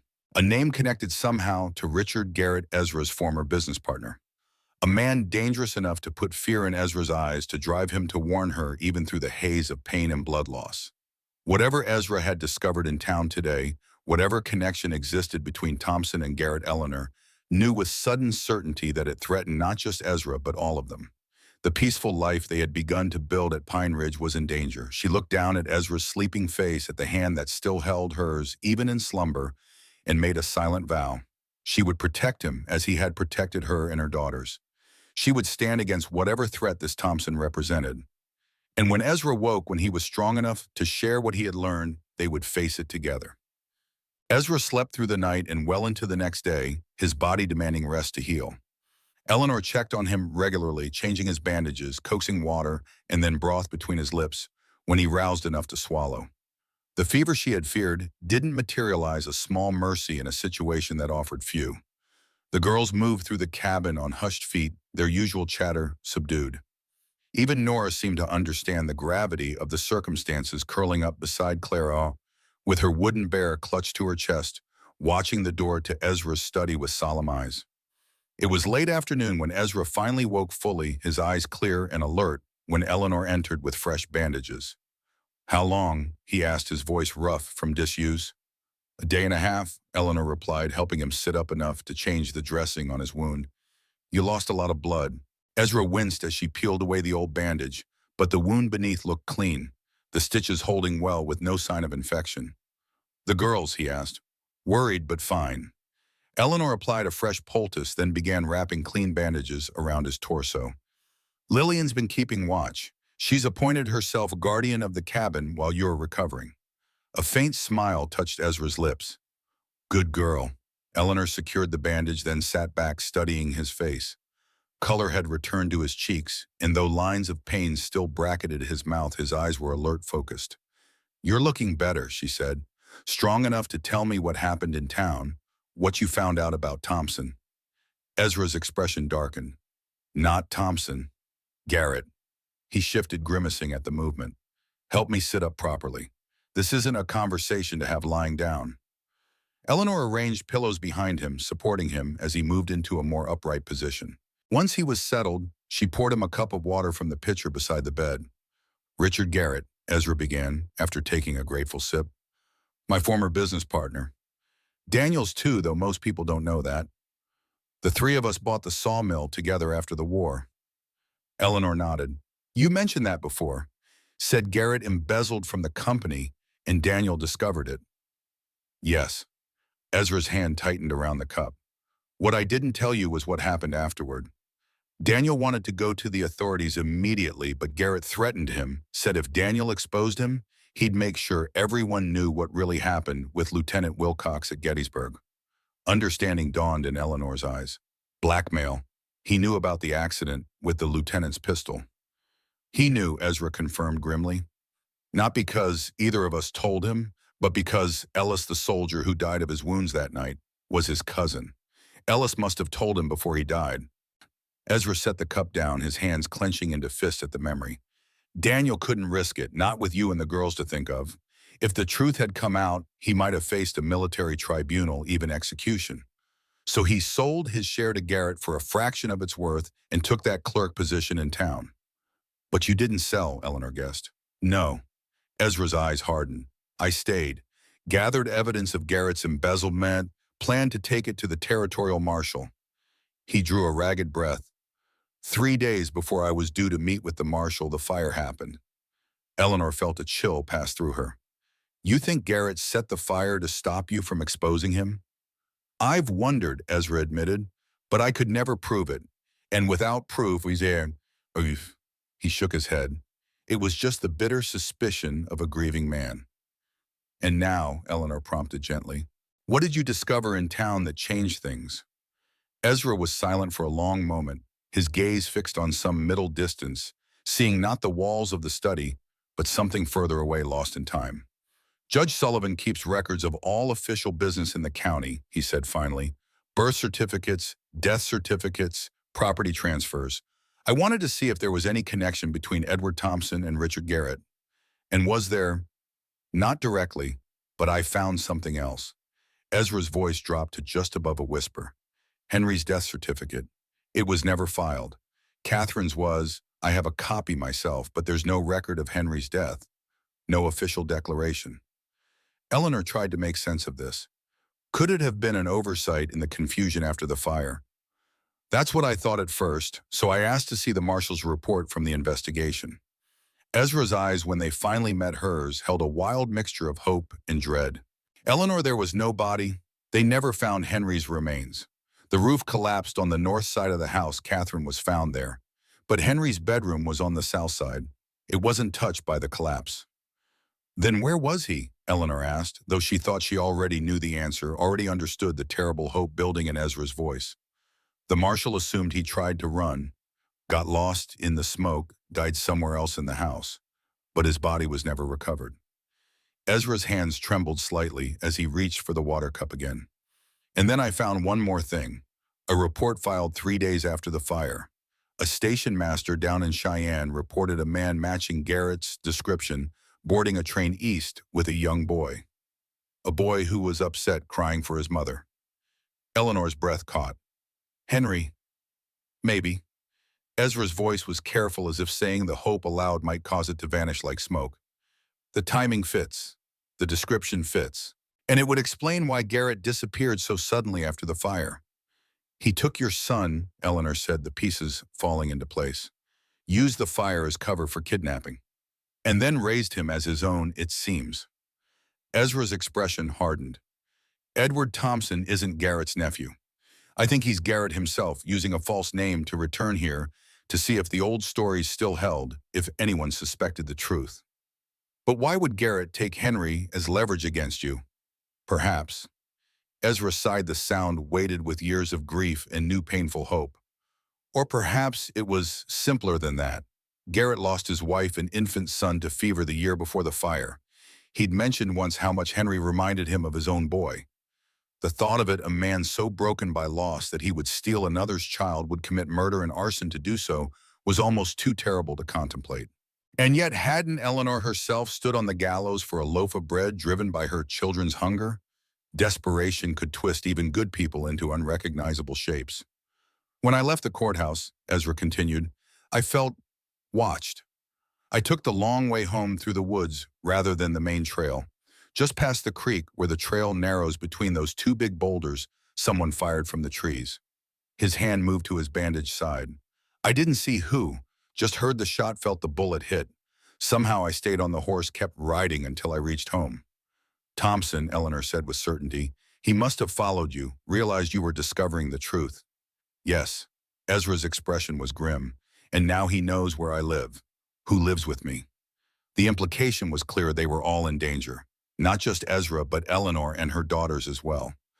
What do we do? She asked, practical, even in the face of fear. I need to go to Denver, Ezra said. That's where Garrett Thompson said he came from. If Henry is alive, if he's been living as Garrett's son all these years, that's where I'll find him. You can't travel, Eleanor protested. Not with that wound. You'd reopen it before you reach the territorial border. I have to, Ezra insisted. Every day that passes is another day my son, if he is alive, lives with the man who murdered his mother, who tried to murder me. At least wait until you're stronger, Eleanor urged, laying a hand on his arm. A few days of rest. Let the wound begin to heal. Please, Ezra. He looked at her hand on his arm, then up at her face. Something in her expression must have reached him, for the stubborn set of his jaw eased slightly. 3 days, he conceded. No more. Eleanor nodded, relieved. 3 days, and you'll need supplies for the journey. I'll help you prepare. You should take the girls and go to town, Ezra said. Stay with Pastor Thornton until I return. It's not safe here. Nothing. Eleanor's refusal was immediate and firm. We're not leaving. This is our home now, too. Home, the word hung between them, weighted with meaning. Not shelter, not charity, but home. Eleanor, Ezra began, his voice gentle but insistent. If Thompson comes back, Then we'll face him together, she interrupted. We're not helpless, Ezra. Lillian's becoming quite skilled with that knife you gave her. Grace has the eyes of a hawk. Nothing moves in the yard without her noticing. Even Emma and Clara are stronger than they look. She squeezed his arm gently. And I just dug a bullet out of you. I think I can handle a man like Thompson if I have to. A reluctant smile tugged at Ezra's lips. You're a formidable woman, Eleanor Hayes. I've had to be, she replied simply. They looked at each other in the fading afternoon light, a new understanding passing between them, a recognition of strength and vulnerability, in equal measure a shared determination to protect what mattered most. 3 days, Ezra said again, and then I go to Denver, to find my son. And we'll be here when you return, Eleanor promised. All of us. The next 3 days passed in a blur of preparation. Ezra grew stronger hourly. It seemed a testament to his robust constitution and Eleanor's careful nursing. By the second day, he was up and moving around the cabin, his steps slow but steady. By the third, he was in the barn with Lillian, checking his saddle and bridle, preparing for the long journey ahead. Eleanor packed food, jerky, hardtack, dried fruit, and medicines, including a fresh supply of the poultice she'd used on his wound. Grace contributed a small book of Wordsworth's poetry for the lonely nights, she said. Even Emma and Clara helped, gathering extra bandages and sewing a small cushion to ease the pressure on his injured side during the long hours of riding. Only Nora seemed unable to understand what was happening. Why is Ezra going away? She asked repeatedly, clutching her wooden bear. When will he come back? Soon, Eleanor assured her, though the word felt hollow. Denver was hundreds of miles away, the journey fraught with dangers even for a man not recently wounded. He has important business to attend to. Is he going to find his little Barry? Nora persisted. Eleanor stared at her youngest in surprise. Who told you that? Nobody. Nora hugged her bear closer. I heard him talking to Bear when he thought I was sleeping. The image of Ezra confiding in a child's toy, whispering his hopes and fears when he thought no one could hear, brought unexpected tears to Eleanor's eyes. Yes, she said softly. He's going to try to find his little boy. But his boy isn't little anymore. He's all grown up now. Like Lillian, Nora asked, trying to understand. Even older, but still Ezra's son. Nora considered this, her small face solemn. Will he bring him back here to live with us? I don't know, sweetheart, Eleanor admitted. That will be up to him and to his son. I hope he does, Nora declared. Then Ezra won't be sad anymore. Out of the mouths of babes, Eleanor thought. Even Nora at 3 could sense the profound grief that had shaped Ezra's life, could understand instinctively that finding Henry might heal wounds far deeper than the physical one he now carried. The night before Ezra's departure, after the girls had gone to bed, Eleanor found him in his usual place by the fire, staring into the flames. He looked up as she approached, a question in his eyes. They're all asleep, she said, taking the chair opposite his. Even Lillian, though she tried to stay awake. She wants to see you off in the morning. She's a good girl, Ezra said. They all are. You've raised them well, Eleanor. Thank you. She studied his face in the firelight, committing it to memory. The strong lines, the watchful eyes, the mouth that had begun to smile more often in recent weeks. Are you sure you're strong enough for this journey? No, he admitted with a frankness that surprised her. But I have to go anyway. I've waited 10 years without knowing. I can't wait another day now that there's hope. Eleanor nodded, understanding. What will you do when you find him? If he's been raised by Garrett all this time, he may not welcome you. The possibility was painful to voice, but it had to be considered. A child taken at 9, raised for 10 years by another man, would he even remember his real father? Would he want to? I don't know, Ezra said, his voice low. I've been asking myself the same question. If Henry is alive, if he's been living as Garrett's son all these years, he might not believe me, might not want to know the truth. His hands tightened on the arms of his chair. But I have to try, have to tell him that his mother didn't die abandoning him, that I didn't give him up willingly, that he was loved, is loved more than he could possibly know. The naked emotion in his voice, the yearning, touched something deep in Eleanor's heart. He'll believe you, she said with more conviction than she felt. Once he sees you, hears your voice. Blood calls to blood, Ezra. He'll know you. Ezra looked at her gratefully, his eyes suspiciously bright in the firelight. I hope you're right. He cleared his throat. There's something else that we need to discuss. If I don't return, don't, Eleanor interrupted. Don't say it. I have to, Ezra insisted gently. We both know the risks. If I don't come back, the cabin, the sawmill, everything I own, it's yours. The papers are in my desk already signed and witnessed by Judge Sullivan. You and the girls will never want for anything. Eleanor stared at him, unable to form words past the sudden tightness in her throat. Finally, she managed, I don't want your property, Ezra. I want you to come home safely. And I intend to, he assured her. But a man in my position learns to prepare for all possibilities. He leaned forward, his gaze intent on her face. Promise me you'll accept this, that you won't let pride stand in the way of security for you and the girls.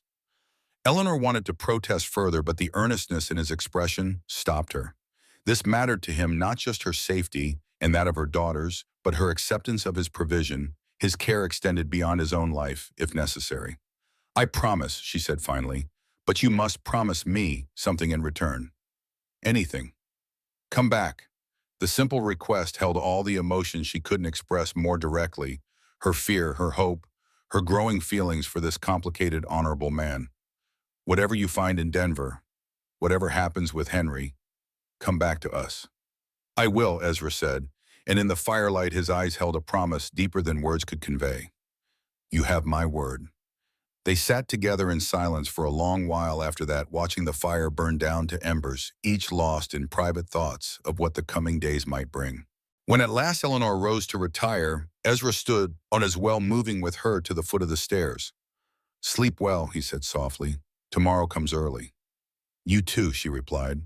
Then gathering her courage, she stepped forward and pressed a gentle kiss to his cheek, feeling the rough texture of his beard against her lips. For luck, she whispered, drawing back to meet his startled gaze. Something shifted in Ezra's expression, surprise giving way to a tenderness that made Eleanor's heart beat faster.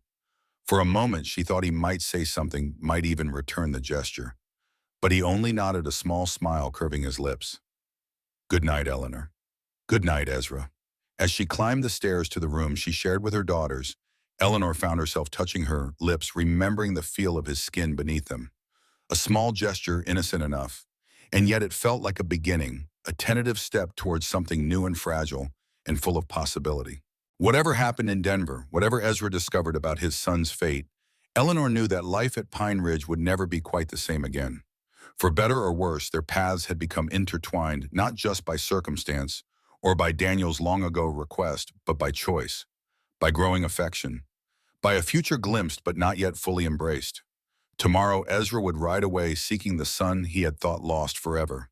And Eleanor would wait, tending the home they had built together, keeping safe the fragile new feelings taking root in her heart. Dawn broke clear and cold over Pine Ridge, the sky a pale wash of pink and gold above the eastern mountains. Ezra stood in the yard, checking the cinch on his saddle one last time, his breath-forming clouds in the crisp morning air. The Hayes girls clustered on the porch, still in their nightdresses, despite the chill, watching the preparations with solemn eyes. Even Lillian, usually so composed, looked on the verge of tears. Eleanor moved among them, tucking a blanket around Emma's shoulders, smoothing Nora's tousled hair. Her own face was carefully neutral, betraying none of the anxiety that had kept her awake most of the night. That's the last of it, Ezra said, securing a bedroll behind the saddle. He turned to face them, his expression softening as he took in the tableau on the porch. I've left instructions for the mill workers. They know to bring your share of the profits up here every Friday. Eleanor nodded, though money was the least of her concerns at the moment. How long will it take you to reach Denver? 5 days if the weather holds, maybe 6. Ezra adjusted his hat, pulling it low against the rising sun. I'll send word when I can. Be careful, Lillian blurted, then looked embarrassed at her outburst. I mean, watch your back and keep the wound clean. A smile touched Ezra's lips. Yes, ma'am, I'll be careful. Grace stepped forward, clutching a small cloth bundle. I made you something, she said shyly, holding it out, for the journey. Ezra took it, unwrapping the cloth to reveal a small wooden disc, crudely carved but recognizable as a pine tree. A hole had been drilled near the top, through which a leather cord was threaded. To remind you of home, Grace explained, of Pine Ridge. Ezra's throat worked as he slipped the cord over his head, tucking the carving inside his shirt. Thank you, Grace. I'll keep it close. One bow and the girls came forward to say their goodbyes, Emma, with a fierce hug that made Ezra wince slightly but returned just as tightly. Clara with a solemn handshake that made him smile. Nora with her wooden bear insisting he take it to keep away the bad dreams.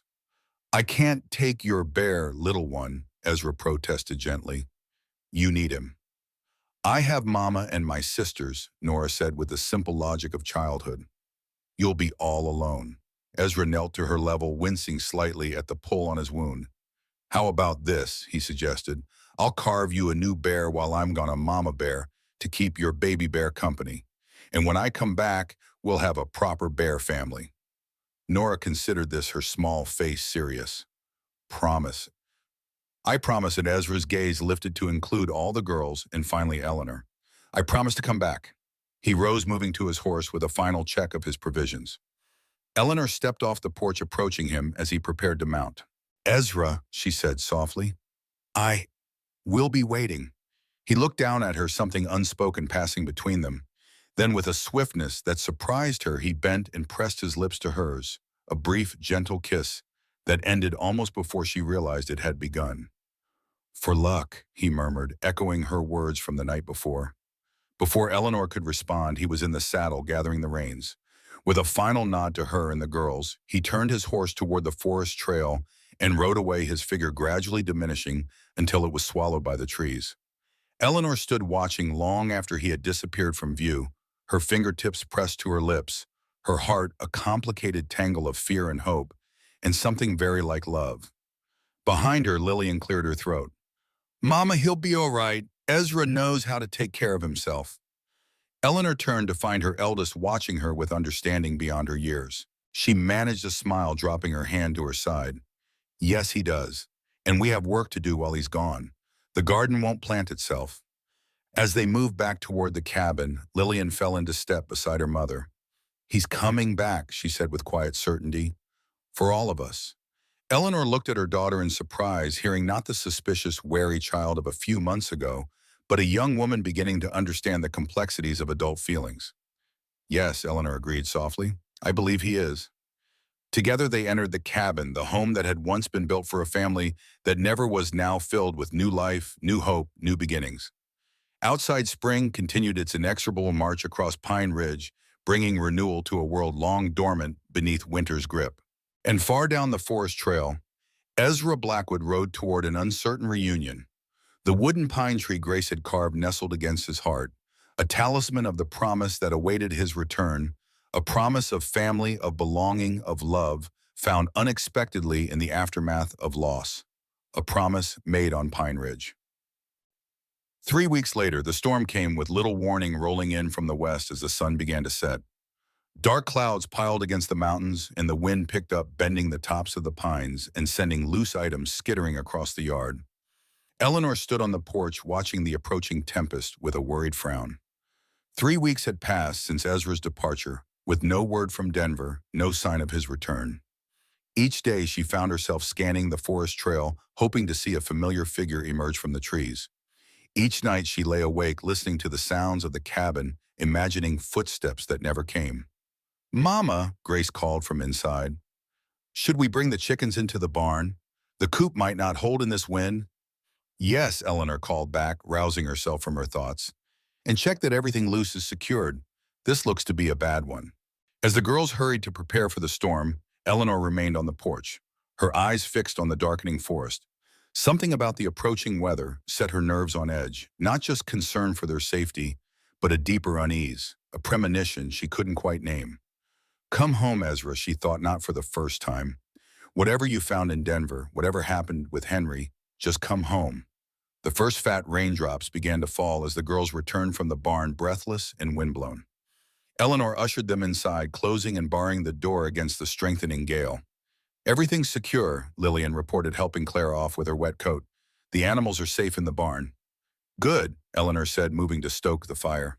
"It's going to be a long night, I think." As darkness fell fully, the storm intensified. Rain lashed the windows and thunder rolled across the ridge like the report of distant cannon. Eleanor sat with the younger girls clustered around her, reading aloud from one of Catherine's books to distract them from the tempest outside. Lillian stationed herself by the window, ostensibly mending a tear in one of Emma's dresses, but her eyes kept straying to the darkness beyond the glass. Like her mother, she seemed to be waiting, watching for something or someone expected, but not yet arrived.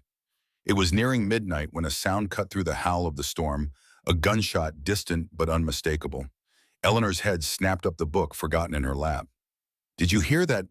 Lillian was already on her feet, moving to the gun cabinet where Ezra kept his rifles.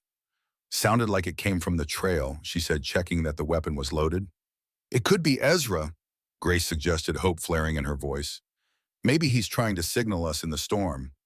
"Or it could be trouble," Lillian countered grimly. "Thompson?" Eleanor set the book aside, rising to her feet.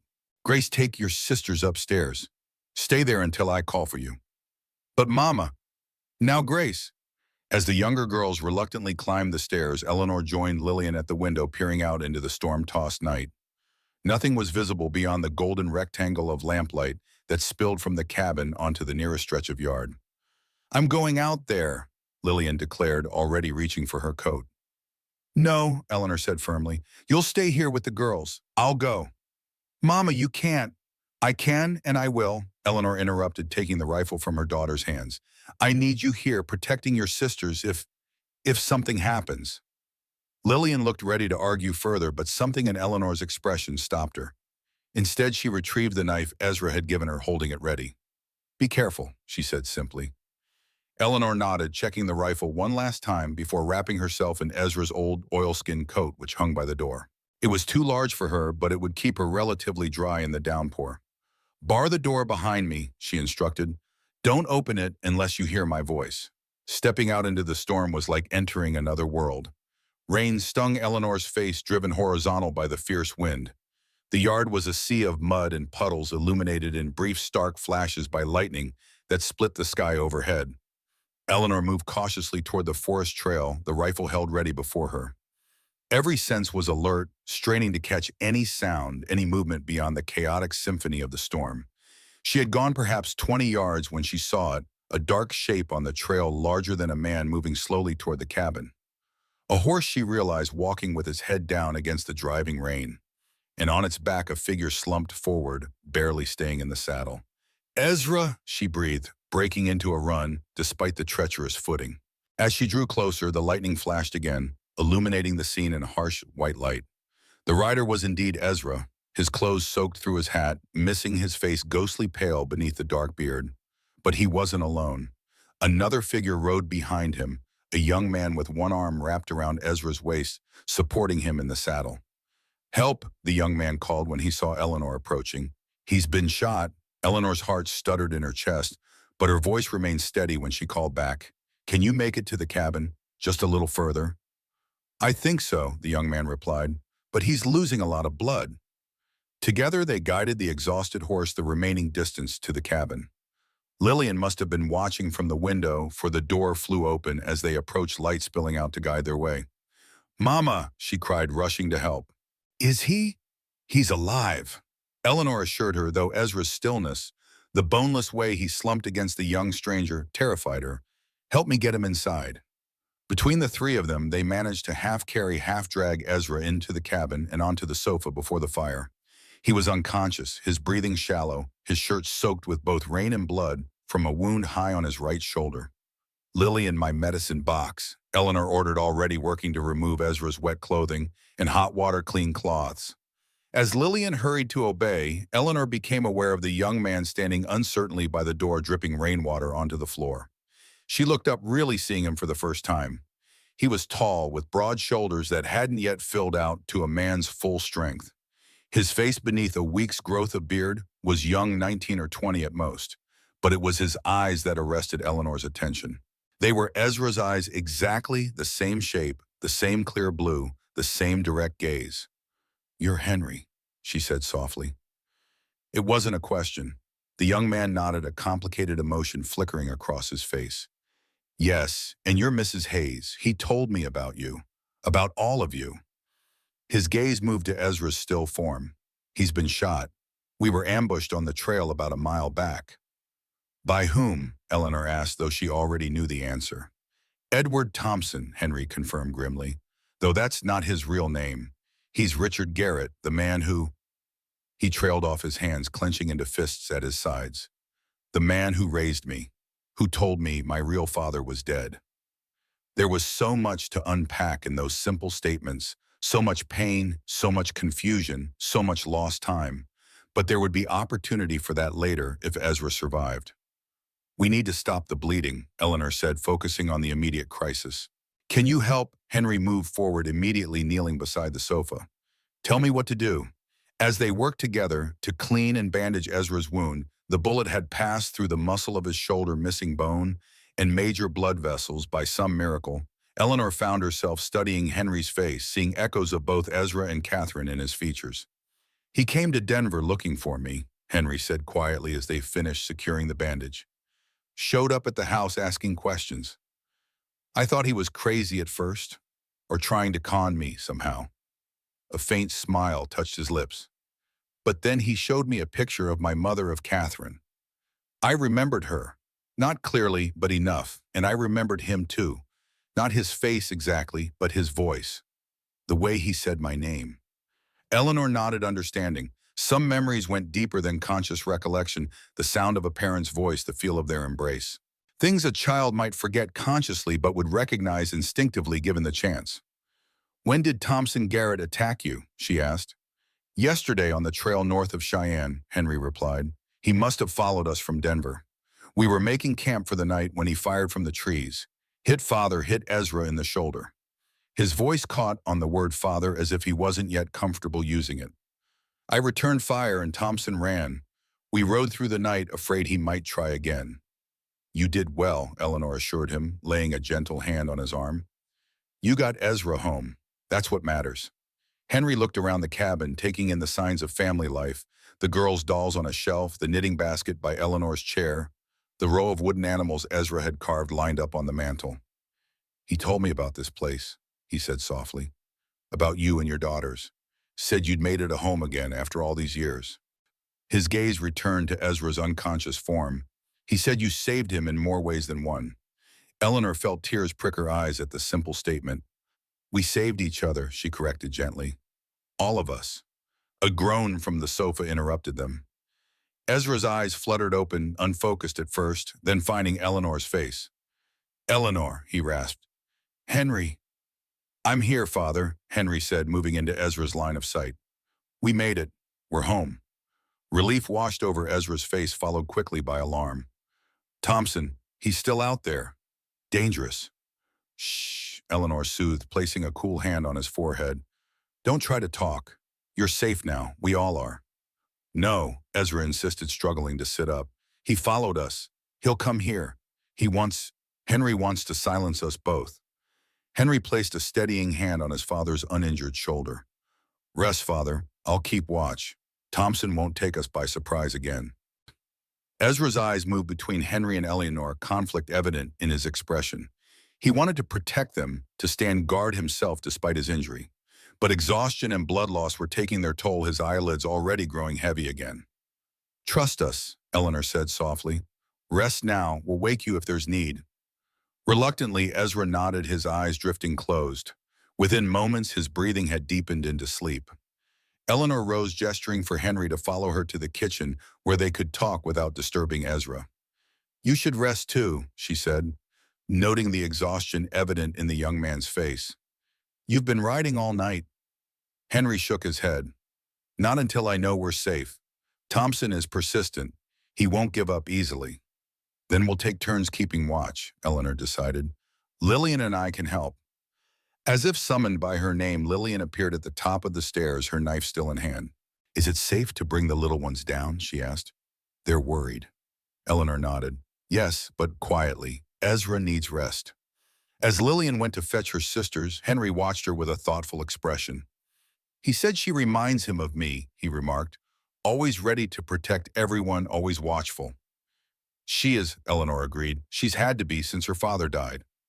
My father, my real father, said the same about me. Henry said, his voice low. That I grew up too fast, took too much on myself. That I remind him of himself after the war. The simple observation revealed so much about Henry's character, about the connection forming between him and Ezra, despite the years of separation, about the healing that had already begun.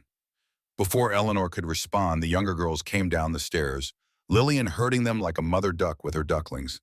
They stopped at the sight of Henry, their eyes wide with curiosity. "Girls," Eleanor said, "this is Henry, Ezra's son."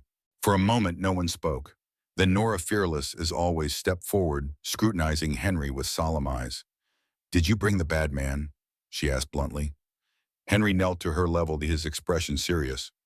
"No, little one, but he might come looking for me. That's why we need to be very careful and very brave." Nora nodded, accepting this. "I'm brave," she declared, "and Ezra will protect us." "Ezra is hurt," Grace explained gently. "He needs to rest and get better." "Then we'll protect him," Nora said, as if the solution were obvious. "All of us together." Henry looked up at Eleanor, a smile tugging at his lips, despite the gravity of the situation. "Out of the mouths of babes," he murmured. "Indeed," Eleanor agreed, "and she's right. Together we're stronger than any of us alone." As the storm continued to rage inside the cabin, a new kind of family was forming, not bound by blood or marriage, but by shared purpose, shared danger, shared love for the man sleeping fitfully before the fire. A patchwork family pieced together from loss and hope, from promises kept and new beginnings. Whatever tomorrow might bring, whatever threat Thompson still posed, they would face it united. The promise of Pine Ridge would be kept not just by Ezra, but by all of them, together.